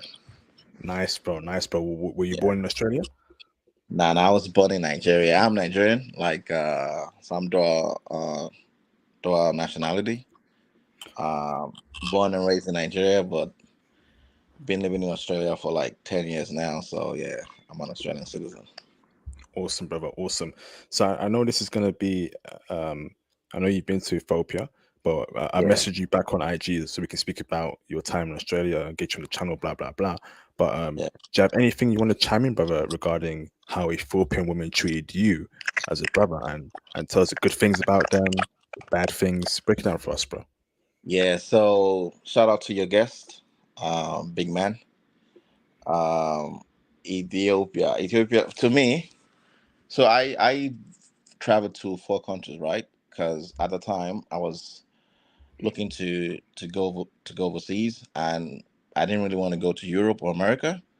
and I just wanted to go to Africa. So I looked at Ethiopia, Uganda, Rwanda, and Kenya. So I actually came through Ethiopia on your channel. I was watching your channel like sometime last year, and it was a topic about Ethiopia, and I sort of it was recorded, like it was already on YouTube. So I sort of was watching it, and I learned a few stuff about Ethiopia. There was a brother that you had who was Ethiopian. So I think he mentioned Afro Introduction, an app. So I was like, you know what? Because initially it was Rwanda I wanted to go to, because obviously Rwanda is an up and coming country. There's a lot of good laws and policies and all of that. So I wanted to go to Rwanda to check out, what sort of opportunities that they have there. Then I started looking. I hop onto Afro Introductions, and I started looking onto onto the app. Something with me, I don't really believe in like dating or long distance relationship, but for some reason, because I dated an Ethiopian woman, chick, yeah, in Australia, so I know a bit about the culture. So I then started. I'm just giving you like a general background. So I just started, saying hello to the girls on the app, and they were replying. I'm like, okay, this is quite different. And then I would ask them if they could talk. They'll say yeah. Then I would call them, and it would be like it's the same chick that I saw a profile that I'm actually talking to. So I'm like, okay. So this is actually real. Like, because for some reason I just thought, it was all, especially with like women on the continent, and I just feel like there's a lot of scammers and all of that. So it wasn't really something that I was really into. But that sort of changed my perception. So I started talking to a lot of Ethiopian women, you know, and eventually I visited Ethiopia. One thing I could say about Ethiopian women is that they're very high in morals and culture, and Ethiopia is just like any other country. It's a secular state. So, like, my perception about Ethiopia was that if I like, it was very religious. It's very reserved, which it is. But like, they have like bustling nightclubs. They have like nice restaurants. Like, especially Addis, it's a proper city. Like, it is somewhere you can go and really enjoy. Like, you can go to the nightclubs, you can go to like the restaurants. There are like a lot of up and coming tourists. Ethiopia is like it's like an hidden gem. Honestly, I really think the government should even do more as regards to tourism, because there's so much to see in Ethiopia. There's so much history. I'm someone that loves history, that loves culture. So those are one of the things that also took me to Ethiopia: the culture, the history. It has never been colonized. So there's so much more than just women going to Ethiopia. You see? So as regard to the women, I think Ethiopian women are the most, how do I say, how do I put this? A typical Ethiopian chick is not like I heard what your guest was saying. They're not really focused on how much you make or how much money you have. What they're mostly interested in is how loyal you are. And that was where I made my mistake, because at the time I was talking to a lot of chicks. So that was like my first time visiting Ethiopia. So I was really open minded, because I really wanted to meet up with all the girls that I've spoken to, you see. But there was this particular chick that I met on Tinder, you see, and we had spoken for like a long time, for like 3 months. And normally if you're talking to a chick in Africa, maybe after like the first few weeks or 2 days or whatever, she started asking him for money. But this chick never asked me for anything, you see? And I got to Ethiopia, and she's quite young as well. I think she was like 22. I got to Ethiopia. I met her on the first night. She came over to my hotel. We hanged out, for a few of the times I was there. But because I had already spoken to other women as well, I needed to see all of those women.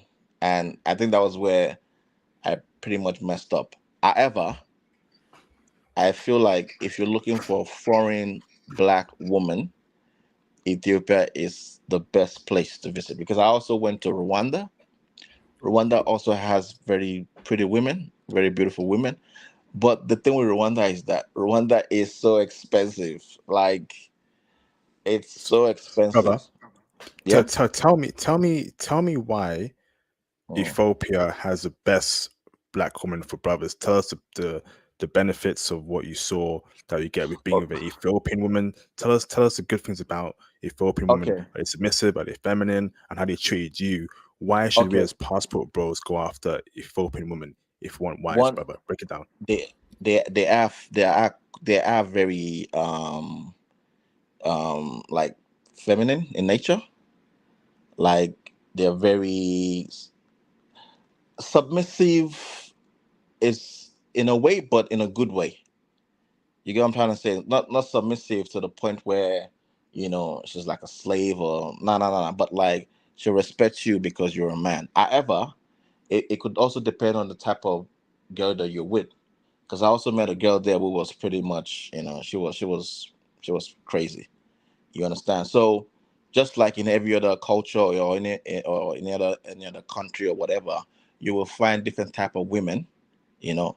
But I feel like on the larger scale, you'll find women that are very submissive and are very feminine, you know, very feminine, nice, cultured. That's the key word here, cultured.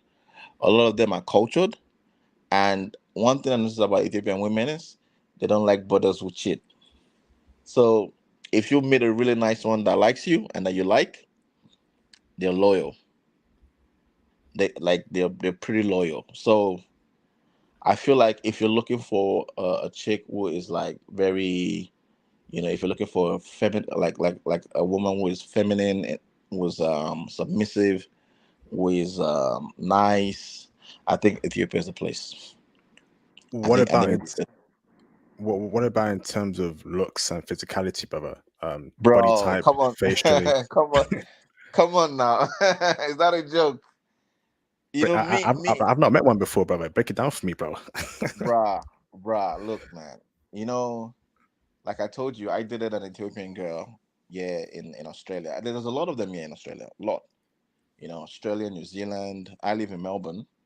So they have a large community here in Australia.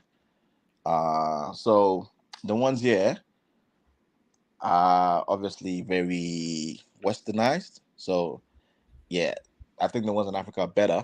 But when it comes to looks, bruh,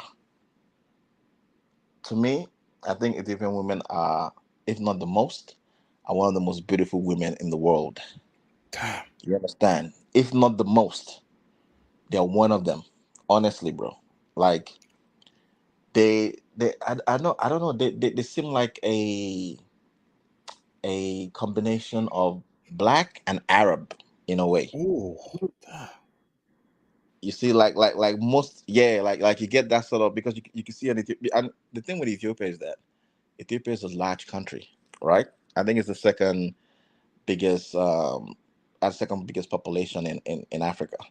So you have different ethnic groups. You have the Amaras, you have the Tigrais, you have the Oromos, you have the people from the south, southern nationalities. You have it's like a rainbow country. You have different looks. You could see a chick was like pretty light skin, some very close, to being considered like an Arab. You can see someone that is dark but really long, coily hair. Like, bruh, just with the looks, nah, man, like, nah. And you can meet a chick that is slim, nice body, nice shape. They're beautiful, man. Honestly, Ethiopian women are beautiful. I love Ethiopian women. Like, I do, bro. Honestly, When I do. you when you compare, so hold on, brother. So when you were in Ethiopia, right? How did they Mm. treat you personally? The women that you saw, what did they like serve you food? Did they make you food? I'm looking for that kind of qualities in a wife, brother. Did Okay, they yeah. treat you like So so so so while I was in Ethiopia, because I was a tourist, so I was staying mostly in hotels. Obviously, if you were dating a chick, she would do those things for you. If you wanted her to cook for you, she would. So the girl that I was mostly seeing, she was working. So she had like, I think she was working in sales, so she would work like during the day, and at night we would catch up. So she was working for like 6 days a week. So it was only on the weekend, I think it was on Sunday, that she was sort of free. And because I was a tourist, and I really wasn't looking to, at the time anyway, I could afford to go to restaurants or go to bars or wherever. I wasn't really looking for that sort of, but I can definitely tell you that they will, like, they would, if that's what you're looking for, definitely you will get that in Ethiopia. You will get that. The women are really, they're chilled, bro. They're chilled. Like, they, and how they treated me, I think they could tell that I was a bit different though. They could tell that I wasn't from Ethiopia, but which really didn't. It really wasn't much of a big deal. Brother. Yeah, yeah. So a follow-up question, brother, is so we got a brother saying Ethiopia is a slim fit capital of the world. Is that true, bro? Can you confirm that? I can confirm that, bro. There was this girl, like there was one of these girls that I was talking to. She had a friend, bruh. This girl, man, she was slim, but like down to the waist, and her hips were like, God, like, bruh. Our friend was used to refer to her as Nicki Minaj, and everywhere we went to, like even in Ethiopia, even guys, Ethiopian guys were checking her out. Like it wasn't just even me being a foreigner.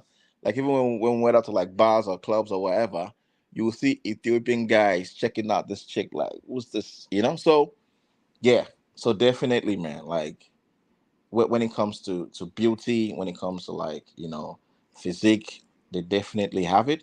But most especially, it's the character. How she's Mm. gonna treat you as a man, because beauty is good, but there's so much beauty can do for you, man. There's so much a woman being beautiful. There's so much that can do for you if you're looking for a wife. So the main thing is she attractive enough for you?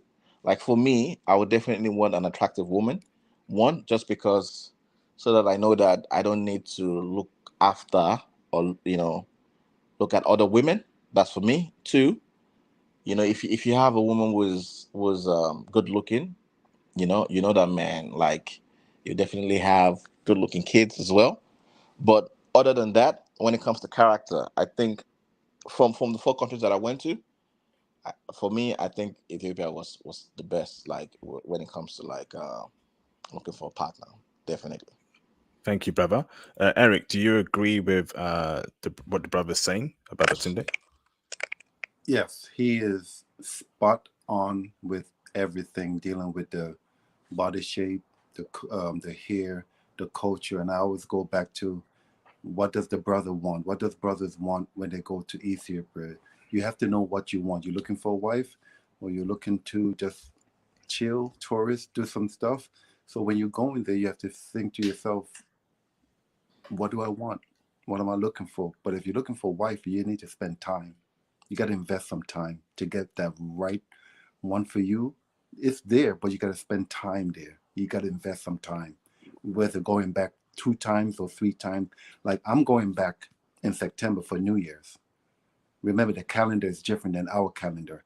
So their New Year's is in September. I'm planning to go back in September. Wow, Yeah, yeah, amazing. it's definitely right, man. Like if you're looking for something long term, you definitely need to spend a bit of time in Ethiopia. And because for me too, because I was obviously looking for something, like if I was to meet someone there that I really like, I would. And I feel like sometimes, because I was there for just 3 weeks, I don't think that's enough. That's enough time to to get something. I think you need to spend like Eric said, perhaps 2, 3 times or even four before you can actually find which. It depends on what you're looking for though. But if you're looking for that really like that, like a proper wife, you would need to spend a bit more time. And there was something he said that I perhaps didn't have the opportunity to explore. He said something about having a guy, you know, in Ethiopia, like an Ethiopian guy. I think to meet the best women, that will probably be like the best way, because Yep. there, that person will be a local, and he would definitely know, you know, um, like the best type of woman that that will be for you, depending on what you want anyway. So obviously that was something that I didn't have because I was a foreigner. I knew girls, but you know, yeah, there's so much you know you can get with that. But I feel like if you have a guy, maybe it could be a random guy. It could be a guy you met at a restaurant, but somebody of proper status.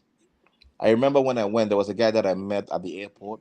I didn't have time, so I didn't really see him again. I think someone like that, someone that has like a proper status, that maybe works at the airport, or or is a, maybe a lawyer. I don't know, but Let me someone that is, sorry. Sorry, bro. Let me ask Eric. Eric, so Yeah, yeah.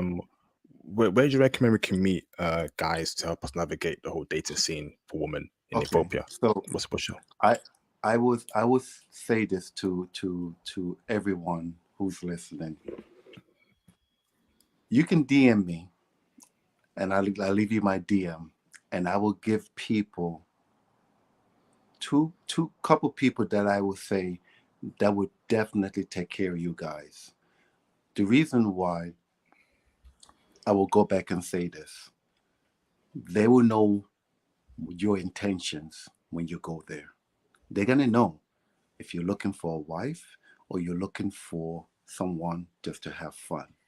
So they will steer you in the direction. For me, I like to connect myself with someone that is not trying to get money from me, that is gonna protect my safety, because that's your number one. When you leave your comfort zone, you want to come back home. You don't want no one setting you up. You don't want nobody doing anything to bring harm to you.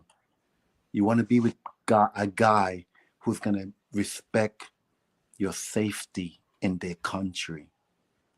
That's my number one always when I travel, my safety. So I have a couple people. If people want to DM me, I can give you some good contacts. And I'm going to go back and say this again. Connection is the number one in Ethiopia. If you break the connection, they're going to break off with you. So how you connect with them can go a long way. But you just got to keep it real with them. You have to. I didn't go over there thirsty looking. I was exposed to so many of them. I didn't need to look. I didn't need to look because I was exposed to them. That was the difference in connecting with people over there. Connect with a guy versus connecting with a girl is better. The guy will open up the doors for you. He will tell you, "Hey, come over here. I got a place I'm gonna go for coffee. Hey, come with me. I got a place on Friday night where I could take you to show you the traditional, where all the traditional dances are, where all the food is." He will take you to this spot, and that's where you get to open up and explore where everybody's hanging out on a Thursday, on a Friday, on a Saturday, on a Sunday.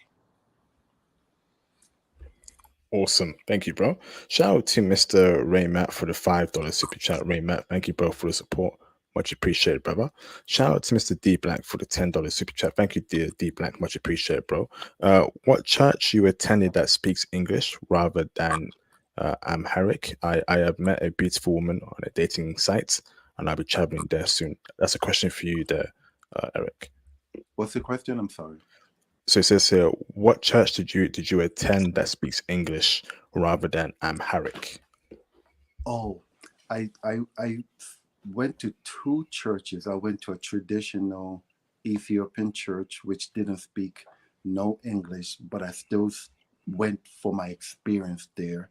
That was a church in Addis, was a 2,000 member that go to this church. And then I went to an English speaking church for tourist people that goes there. But it was, when I went, there was only like 20 people there. It was a Pentecostal church. It was like 20 people. And I could tell when I walked in, it was like local people that live there that doesn't speak their language, but wanted to go to a Sunday service. So for me, it's better to go to a Ethiopian traditional church, even though you may not understand it. But I went with someone that was part of my project. He introduced me to come with him. That's the thing. It was somebody who I knew. So he speaks English and his brother speaks English. So both of them said, "Hey, what you doing on Sunday?" I said, "Oh, nothing." He said, "You want to come to church with me?" I said, "Okay, cool." So that's how I got exposed to that. Amazing, amazing. Thank you, bro. So, Eric, we are at the 2 hour mark, and I did say we're going to do 2 hours. I know you're a busy man, brother. So, brother, you can stay on longer, or you can leave anytime you want Sure, to, bro. I can stay on longer. I don't have this. I'm fine. No problem. Anytime you want, no problem for me. Okay, bro. So, brothers, feel free to call in right now. If you can call in, we'll give it 10 more minutes. If no one calls in new in the next 5-10 minutes, we'll end the stream. So, brothers, call in. If you can't call in, please send your questions in a super chat or PayPal. So, let me go to Mr. Baba Tunde. So, Baba Tunde, right? You are Nigerian, okay? So, I'm sure you've dealt with black Nigerian women before. So let's do a comparison between Ethiopian women and Nigerian women. Who are you going for? Who would you pick, and tell us why, brother? I would I would be picking the Ethiopian women, man. Honestly, like without a doubt. And the thing is that, like, I think with Nigeria, right? I don't know, but I feel like for someone who lives in the diaspora, right? I think it's easier to connect with an Ethiopian woman online than a Nigerian woman. That is one thing I would tell you. Like, and that's for that reason alone. I think I would, you know, would definitely rather go, for an Ethiopian woman. And another thing is that I think with Nigerian women, um, the society there is pretty much very, I don't know, very Western. Oh You no. know, yeah, yeah, yeah. Like a typical Nigerian chick is like, that went to uni, that went to, that's probably working. Like our expectations of a man is quite, it's quite high, you know. Like they expect you to be like, the breadwinner, the this or that. It's, yeah, I don't think it's really, I think if you're definitely from the diaspora and you're looking to meet a black African woman, I think Ethiopia might be your best spot because one, you can actually meet women online that are real, that are genuine. Because even me being a Nigerian, I would never meet any girl online that lives in Nigeria because I'm not even sure if they're women or not. And that's one thing. Yeah, no, definitely, man. I can tell you that for sure. Like, I wouldn't even do that. So I think if you were in Nigeria, it might be a bit different. You could I feel like there are good people everywhere. There are good and bad people everywhere. And even for the brothers, you need to be careful, even with some Ethiopian women, because there might be some that are, that might even try to finesse you, you know. That happened to me as well. So it's not like, oh, women in Ethiopia are just, righteous and, nah, you need to be careful, especially if you're meeting girls online. How did you Um, get? Sorry, bro. How did you get finessed by a Ethiopian woman? What happened to you? and I said they could try to finesse you. I'm not saying they Okay. will. They could try to finesse you. Yeah. I remember there was this chick I was talking to, and we had spoken for like a few days. Then she started asking me for money. And funny enough, she told me that she was seeing this guy. So she was seeing this other Ethiopian guy who had come from New Zealand. And then she said, "Oh, you know what? I'm talking to the both of you, but I haven't made my choice yet." I'm like, nah, you definitely have made your choice because the fact that you have seen that guy and he has already been with you, he has probably gone further than have. You see, so you need to be careful as well. Whether online or even in Ethiopia. I think if the conversation goes to money really fast, then you need to run. You see, Okay. yeah. If it goes to money, there was this other chick too that I was talking to on Afro Introduction, and we have spoken a few times. And each time I would try to call her, she would speak to me for like a few minutes. And she's like, "Oh, you know what? I'm busy. I'm busy. I'm busy." Yada yada yada. And all of a sudden, she throws a bill at me like, "Oh, yeah, I need to get a dress for Christmas," because the calendar is quite different from ours. Like they have this whole, you know, yeah, Ethiopian type calendar. And so in January, it was heading towards their Christmas, and she had asked me for like it wasn't a lot. It was like, I think it was like $86 or whatnot. It wasn't a lot, but the fact that, you know, yeah. So you guys just need to be careful, man. They do finesse as well. So, but in comparing to meeting a Nigerian chick online, I think I would say that the Ethiopian one is better Okay, so because yeah. let me put it back a layer, right? Forget about the online stuff, right? So Mm, you're a passport bro, you're successful, Babatunde, mhm, right? And you yeah. have a choice between marrying a Ethiopian woman and a Nigerian woman. They're right in front of you. You got to know them. Who you going for, and tell us why. There must be, I'm guessing, someone's more feminine, more submissive, more coachable, and tell us who that is and tell us why. Bruh, that's a difficult question, man. But I would still go for the Ethiopian woman. One, the culture, you know, the culture, how they see life. They have this close family, this close type family connection that they have. And what else can I think for me, man, I think if all things being equal, and if I was to choose between an Ethiopian and a Nigerian, I would choose an Ethiopian just because, of my connection that I've had with one. I think, yeah. I think for me, I couldn't really tell you, like, you know what would be the main reason why I would choose an Ethiopian woman. But if I feel like if both women had, like, all things being equal, and I just had to choose one out of the two, for me, I think I would still go for an Ethiopian chick. Awesome. Thank you, bro. because So because because yeah, because they have to be like, because the variables might different. But I think if you're looking for a submissive, like, well cultured, someone that's really loyal, I think the Ethiopian woman might edge the Nigerian woman, definitely. Yeah. awesome. Thank All, you, bro. all things being equal, yeah. Let me bring in Mr. Zane Alexander in the background. What's going on, Zane? Do you have any more questions for our guest?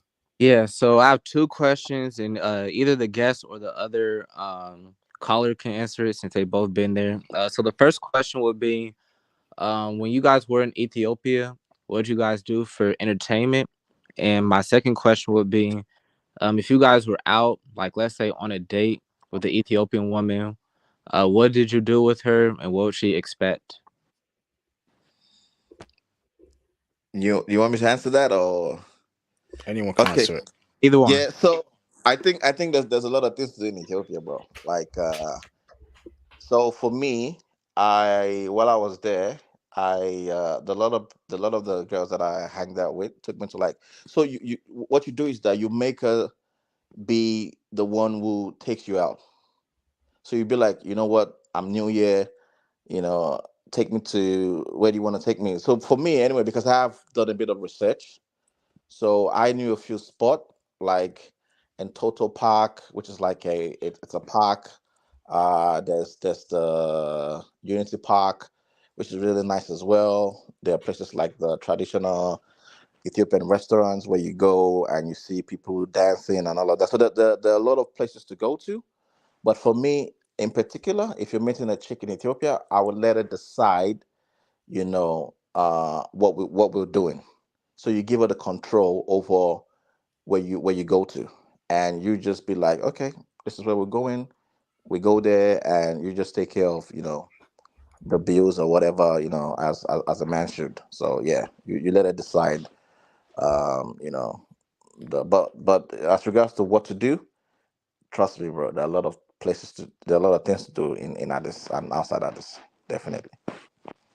Okay, and as far as when you're out on a date with one, like what would you do? What would she expect you to do? Like what, like coffee do good, stuff like that. What do you mean? Like Let if Eric answer that question. oh, the Sorry. audience. Let Eric answer the question. Okay. Was saying if you're going to plan something to go out with someone, it's best to ask her where's the best place to go out and hang out. She might say, "Oh, Sorry, brother. Do you mind repeating that, please? You want to mute your answer. okay." So if you're going to plan something with a female from there, ask her the question, where's the best place to go out for entertainment, to see something. You want to use the word cultural, because you want to show them you're interested in the culture. So she might say, "Oh, let me take you to our cultural place, where the restaurants where they do the food and the dance." Or she might say, "A big park. Like somebody took me to one of the biggest park over there, and I took a tour of the big park in Addis." They might say, "Oh, coffee shop. Oh, there's few one we can go to. Let me introduce you to where I go with my friends." So give the driver's seat to them so they can decide. You just say, where's the best place to go for entertainment? And they'll give you the direction. Just follow. Amazing. Do you want to answer that question as well, Babatunde? You want to add to that? Okay, Babatunde, you're on mute. Sorry. Can you hear me? No, now we can. Go on, Yeah, bro. sorry, yeah. So definitely, just the same thing Eric said. Same thing I said. You give the female the driver's seat, and you let her decide where you guys go to. Like you said, just show her that you're interested in the culture, and that was the same thing that I did. The girl that I was seeing, then I said, "Look, I want to go to the traditional Ethiopian restaurant where they do all the dancing." So that's what she took me. She took me to this restaurant called Abyssinia. You see, really nice, really nice atmosphere. So you let them. There are a lot of parks in Ethiopia, so you let them be the one to decide. You give them the driver's seat, like you said. So I think that would be the best approach for me. Yeah. Yeah, okay, thank you for that. Because I know when you travel, especially when you're looking for a wife, like you want Yeah. to be there long term and stimulate into the culture. So, it's Yeah, very definitely. And, important. yeah, and again, if you have enough time, and if she has time as well, you can take her to places outside Addis. There's a place called Debrecen. It's like 2 hours outside Addis. I think it's in the Romo region. There are more even touristic places up north, places like Gondor, Lalibela, places like that. So there's definitely a lots of things to do in Ethiopia. That's for sure. Awesome. All right, thank you very much. Let me bring in Buck. Can you turn your camera on in the background, please? So I know you're not a troll. Okay, let me bring in Mr. Buck Travel.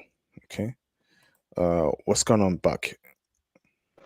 Hey, what's going on? What's going on? I'm more of a Latina dude, because Latin America is very, very close. I'm only like a couple hours away, but the Ethiopian women I've been seeing, like matter of fact, I gotta say, and not QB pass, but international passport. I actually went on a date out with a Ethiopian chick a couple days ago, and I can send you the receipts for the international passport on the IG. Are you, But are you it's gonna send it, bro? I've been telling you to DM me for like 5 times now, bro. You still ain't DM me. not that was Peru. That was Peru. I was trying to keep that place hidden. But man, this girl, she looks very Moroccan, like very light. She doesn't like, and I was surprised. I was like, when she told me she's Ethiopian, I was kind of surprised because she's very light to the point that she kind of have that North African look. But she's feminine. She just got like she literally just got here in the States like about last year. So I'm trying to get her, like I'm trying to secure her before the Matrix get to her, man. Because once the Matrix gets to these chicks, man, they change, man. No matter where they came from, like they become westernized. And I see in places like Miami, you have those Colombian girls, Cuban girls, and they act all ratchet and all that, man, just like your typical American girl. But one thing I will say to the guys is, if you get a broad overseas, do not bring them back, because that's the worst mistake you can ever do. Let me I let, I know some hold on, guys that bro. experienced. Let me pose a question to both Babatunde and Eric, right? So hold on, brothers, before let me finish my point, yeah? So if a passport bro goes to Ethiopia and finds a woman, right, and he brings her to America, will she change to American ways, or will she keep to her Ethiopian culture, or should we keep her in Ethiopia? And let's start with Eric first. Go on, Eric. Okay. I was listening to the brother who came on, and I'm gonna be very honest. It depends. Where did you meet her? It comes back to, if I'm gonna go back to what I said from the beginning, brothers. What are you looking for, and who are you looking for? If you go to Ethiopia, go to the club, go to the disco, hanging out, and you find you a fast girl, and you want to bring her to America, what do you think is going to happen? You have to think. Versus, you went to Ethiopia, somebody introduced you to a traditional culture girl that grew up in the home, virgin, Orthodox, went to church, still believe in her religion. She still practiced her religion faithfully. And you take her out, marry her, go to your country in America. I guarantee you, she will continue her religion, going to church every Sunday. She's not going to break that. Because why? She's going to know, first of all, she's not going to marry you if she think you go to clubs, you hanging out with the guys, you chilling, you leaving her home. That's not happening. You can forget that. You are not marrying a traditional Ethiopian, and she's gonna accept that lifestyle with you. Not happening. Not a wifey. It's not gonna happen.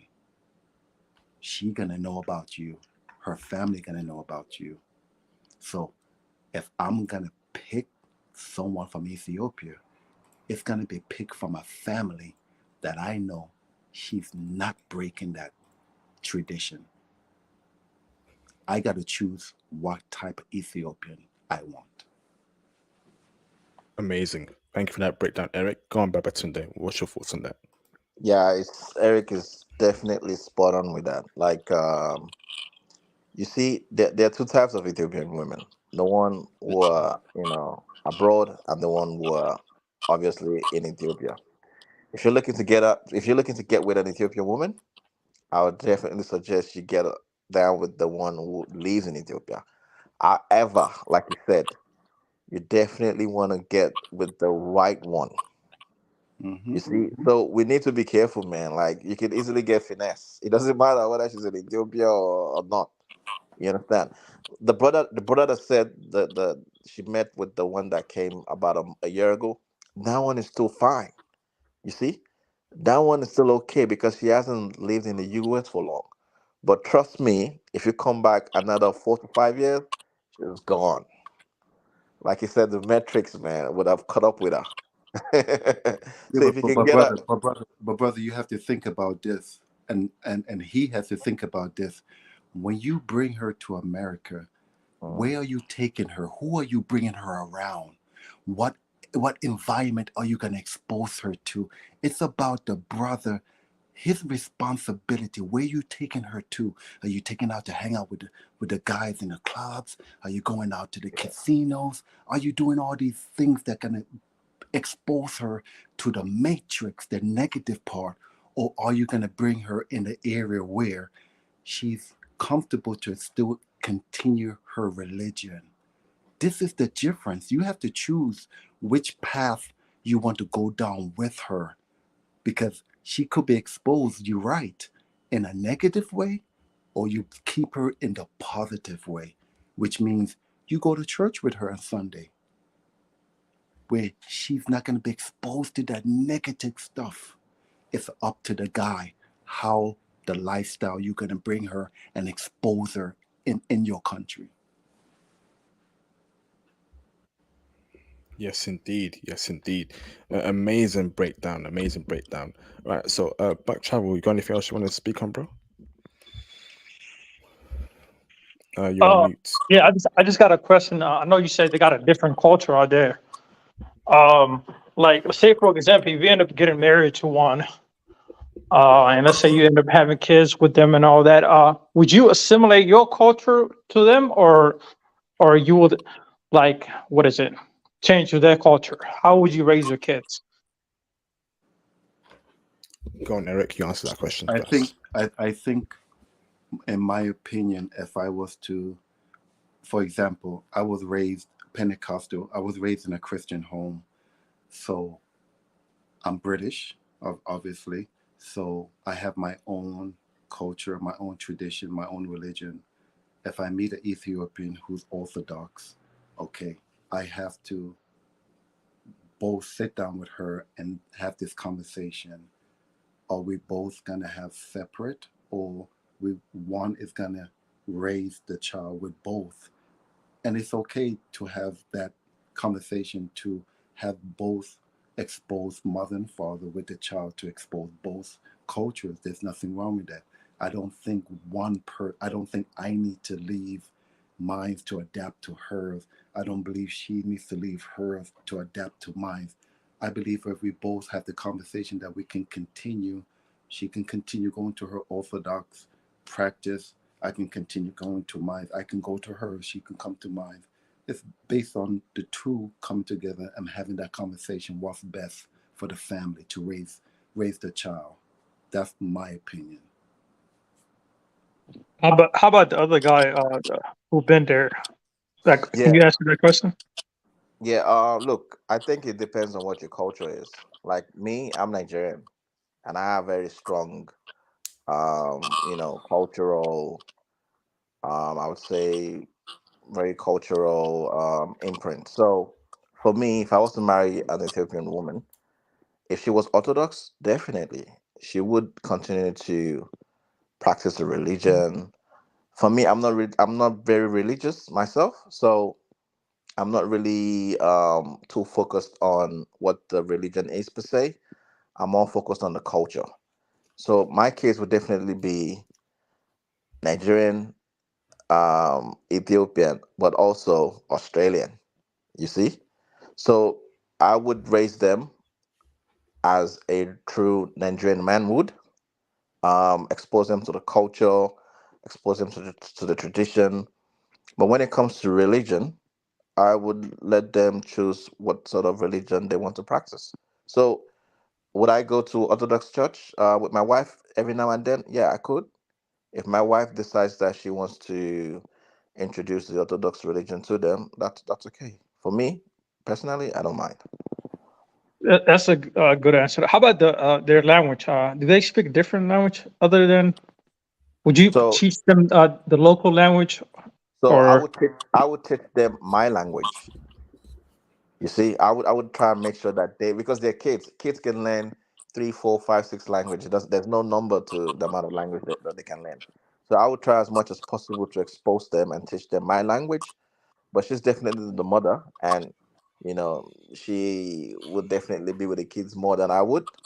So if they perhaps, because my native language is Yoruba, so if they could speak Yoruba, Amharic, and whatever other language that she speaks, and they could speak English, that's fine by me. Yeah, I'm not really too forced about, but I would definitely teach them my language. That's for sure. Yeah, and the reason why I brought up this point is because it's like, as a man, first of all, you're supposed to install your culture is a dominant thing, you know. So it's like you can't be Definitely, going to these countries and just assimilate to their culture. That makes you a kind of feminine on the side. So it's like definitely.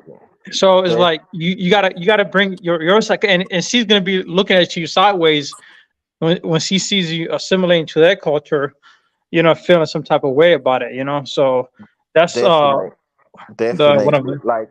Like you're gonna enjoy the culture, the Ethiopian culture. The singing, the dancing, but you would also introduce her to your culture, whatever that culture is. If it's an American culture, if it's a Nigerian culture, like I'm Nigerian, so my culture would also, I would introduce her to my culture. And funny enough, I don't know if you're aware, I don't know if you listen to Afrobeats. So Afrobeats is taking over the entire globe. Like I was in Ethiopia and I could hear Afrobeats at the clubs, I could hear Afrobeats in the restaurant. So that's part of my culture as well. So, that is something that a lot of people across the world are already assimilating, into. So for me personally anyway, being a Nigerian, I would definitely, especially when you're raising a family, I would definitely make sure that I instill my culture to my kids, and obviously, I would expose her to my culture as well. So your culture is your culture, man. You should definitely be very up front with that. Yeah. Absolutely. Great point there, Babatunde, and great question there about travel. So I'm going to end the live stream in 4 minutes. Let me read the super chat. Shout out to Mr. Black Dragon 10K for the $5 super chat. Just caught the stream for the movement IP hashtag replay gang. That's amazing, man. He just came in supporting the channel, supporting the movement. That's greatly appreciated. Hey, Thank you, bro. check your IG, international passport. I sent you some receipts of the girl I Okay. went on a date with. All right, let me check it. Hold on, bro. Shout out to Mr. L Harling for the $9.99 super chat. Late to the chat, but keep giving us this great content IP, brother. Thank you for the kind words, bro. Much appreciated. You all know I'll be doing Japan tomorrow. My personal experience in Japan. Yeah, you guys are gonna love it. Yeah, it ain't come through yet, Buck Travel. I don't know what's happened there, but send it again. I put my IG in the private chat, brother. Nothing's come through, bro. All right, awesome. So let's wrap it up now. Let me go to Mr. Zane. Zane, do you have any last questions or statements before I end the live stream? Yes, I want to speak on the culture that they're talking about earlier. I think if you come from a really strong culture, it's very important to leave that imprint. But I feel like if you come from a culture that's falling apart, like me, like I'm from the States, I wouldn't really want to push that. So I think it really just depends on what kind of culture you come from and what you can instill.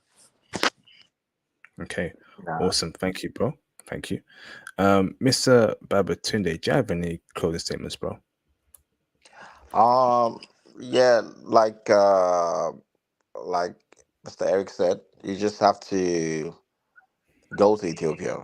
You definitely have to visit, explore the country, explore the culture, the food, and if you can, definitely meet women online.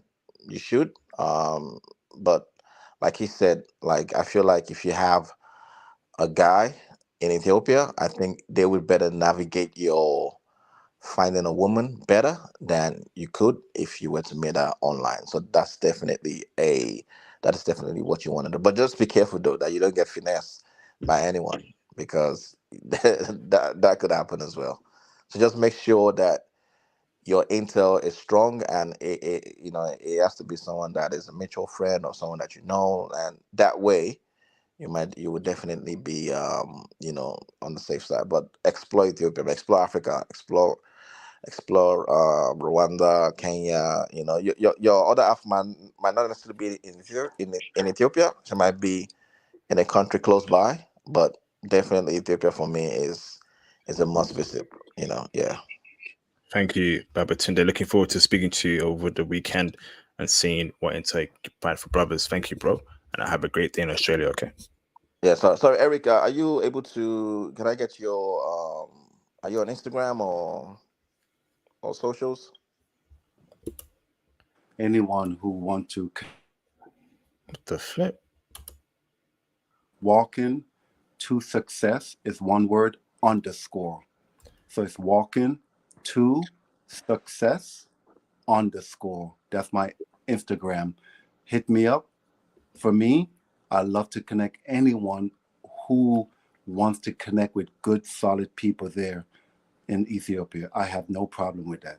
Hit me up. Walking to Success _ Okay. You said you're going in September. Are you there for long or? I'm going to plan to do another month. Yes. Okay. Because I'll be there in December. No worries. No worries. Okay. Oh, All right. Thank you, Baba Tunde. Speak soon. Okay. Thank you, Cheers. brother. Thank you. Yeah, bye. So Mr. Eric, thank you, bro, for your time today. And before you do go, once again, you can find Eric on his website, walkingtosuccess.org. He just shouted out his IG, but his website here is walkingtosuccess.org. He does a lot of charity work, doing great things for young people worldwide in Africa, etc., etc. Go and check out the website. Go and support. Go and follow Eric, etc., etc. So, Eric, do you have any closing statements, bro? Just closing statement, I would definitely just say that you have a brother, and it's just like that. The other brother said when he went to travel into Ethiopia, he connected with a different type of Ethiopian women. And it's about, okay, when you're traveling, what are you looking for? Because a lot of people say, oh, I want a feminine woman. I want a wifey. I want this kind of woman, that kind of woman. We all have this list that we want. But remember, if you go to a country like Ethiopia, they're going to be looking at you first to see how you are. What's your religion? What's your culture? What's your family structure? Because if it's not something that they want to accept, you're not going to get that wifey over there, which means you got to come ready. If you want an Ethiopian wife, you got to be ready for that. You got to have your stuff ready. That's all I could say. You got to have your stuff ready for that. Walking to Success _ hit me up. I connect you to some good brothers. Like the brother said, you get a good brother guide out there. That's the way to get in that way. Awesome. Mr. Eric, thank you very much for your time today, brother. It has been greatly appreciated. And of course, we'll be keeping in touch very soon, brother, and we'll get you on the channel in the near future, okay? Yeah, thank you. And I appreciate for the opportunity to share my projects with you guys too. And good luck to anyone that's traveling out to Ethiopia. If you do go out there, you will definitely have an experience that you would never had before. I can definitely tell you that. Yes, indeed. So once again, brothers, before Eric goes, walkingtosuccess.org, walkingtosuccess.org. Go on the website right now. Check out, support the brother and what he's doing, etc., etc. Thank you, bro. We'll speak soon. Okay, brother. Have a good night in Brazil. All right. God bless you all. Be safe. Peace out, bro. Okay. Awesome. So that's Eric there in the building. He's going now. Much appreciate Eric. So, brothers, great live stream, brothers. Great live stream. I told y'all, brothers, man, another back-to-back classic. So, I'll be doing Japan tomorrow. Japan. You brothers have been waiting for Japan. I'll be doing Japan tomorrow. My personal experience that I personally experienced in Japan, a live stream from IP himself, myself, about Japanese women, the whole 9 yard, coming tomorrow. Don't you miss it. You're gonna get the whole 9 yard in regards to Japan from me, international passport. I came back in May. There was a lot of delays in me doing that live stream. Now I got time. I'm going to break it down.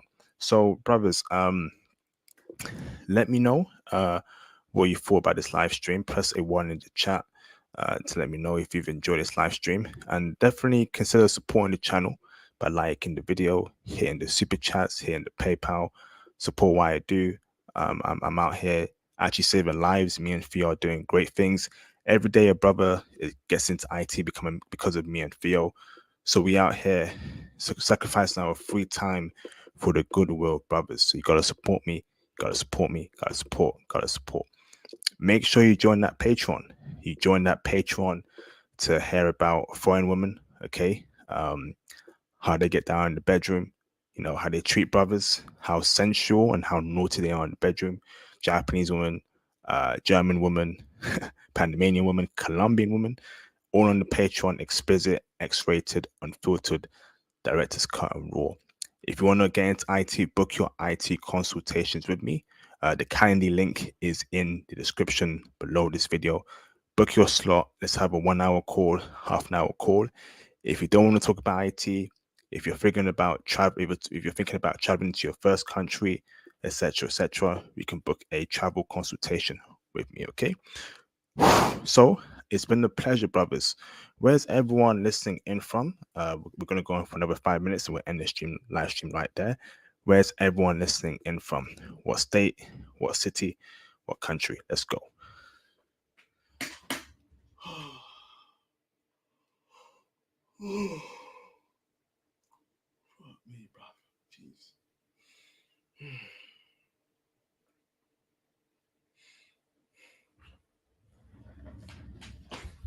Okay, we got brothers out here in Illinois.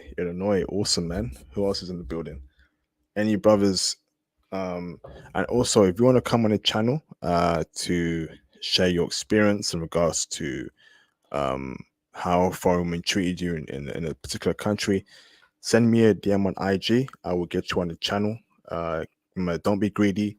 Share the intel with brothers. We're all in this together.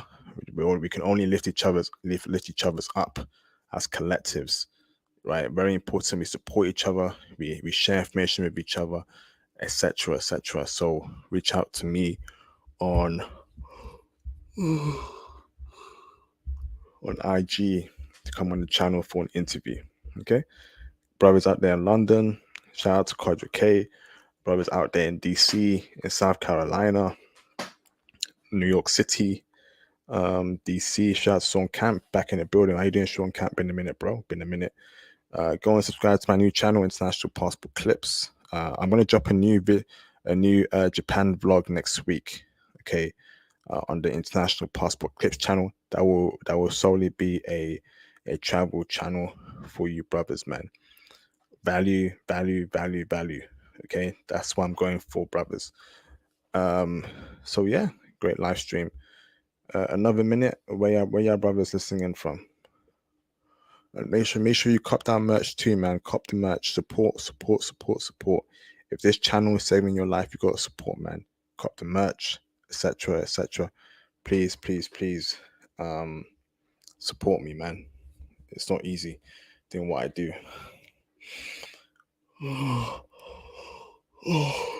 Oh man, tired, bruv. I am absolutely tired, bruv. All right, good stuff, Sean Camp. I know Theo's doing the Lord's work, teaching brothers very well. Shout out to Theo Waff, the all-time legend, man. That's a good bro right there. Shout out to Theo. Oklahoma City. Okay, interesting. Brothers out there in the South, Oklahoma. That's awesome, bro. Oh man, I'm just tired, brothers, man. It's been a tough week. Yeah, it's been a very, very tough week. Jeez.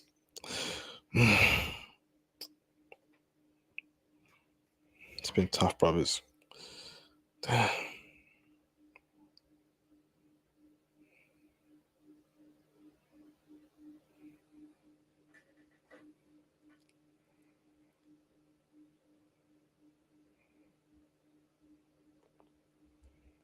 Who else is here, bro? All right, brothers. It's been a great live stream, and I'll see you brothers on the next one. Peace out, brothers. Thank you.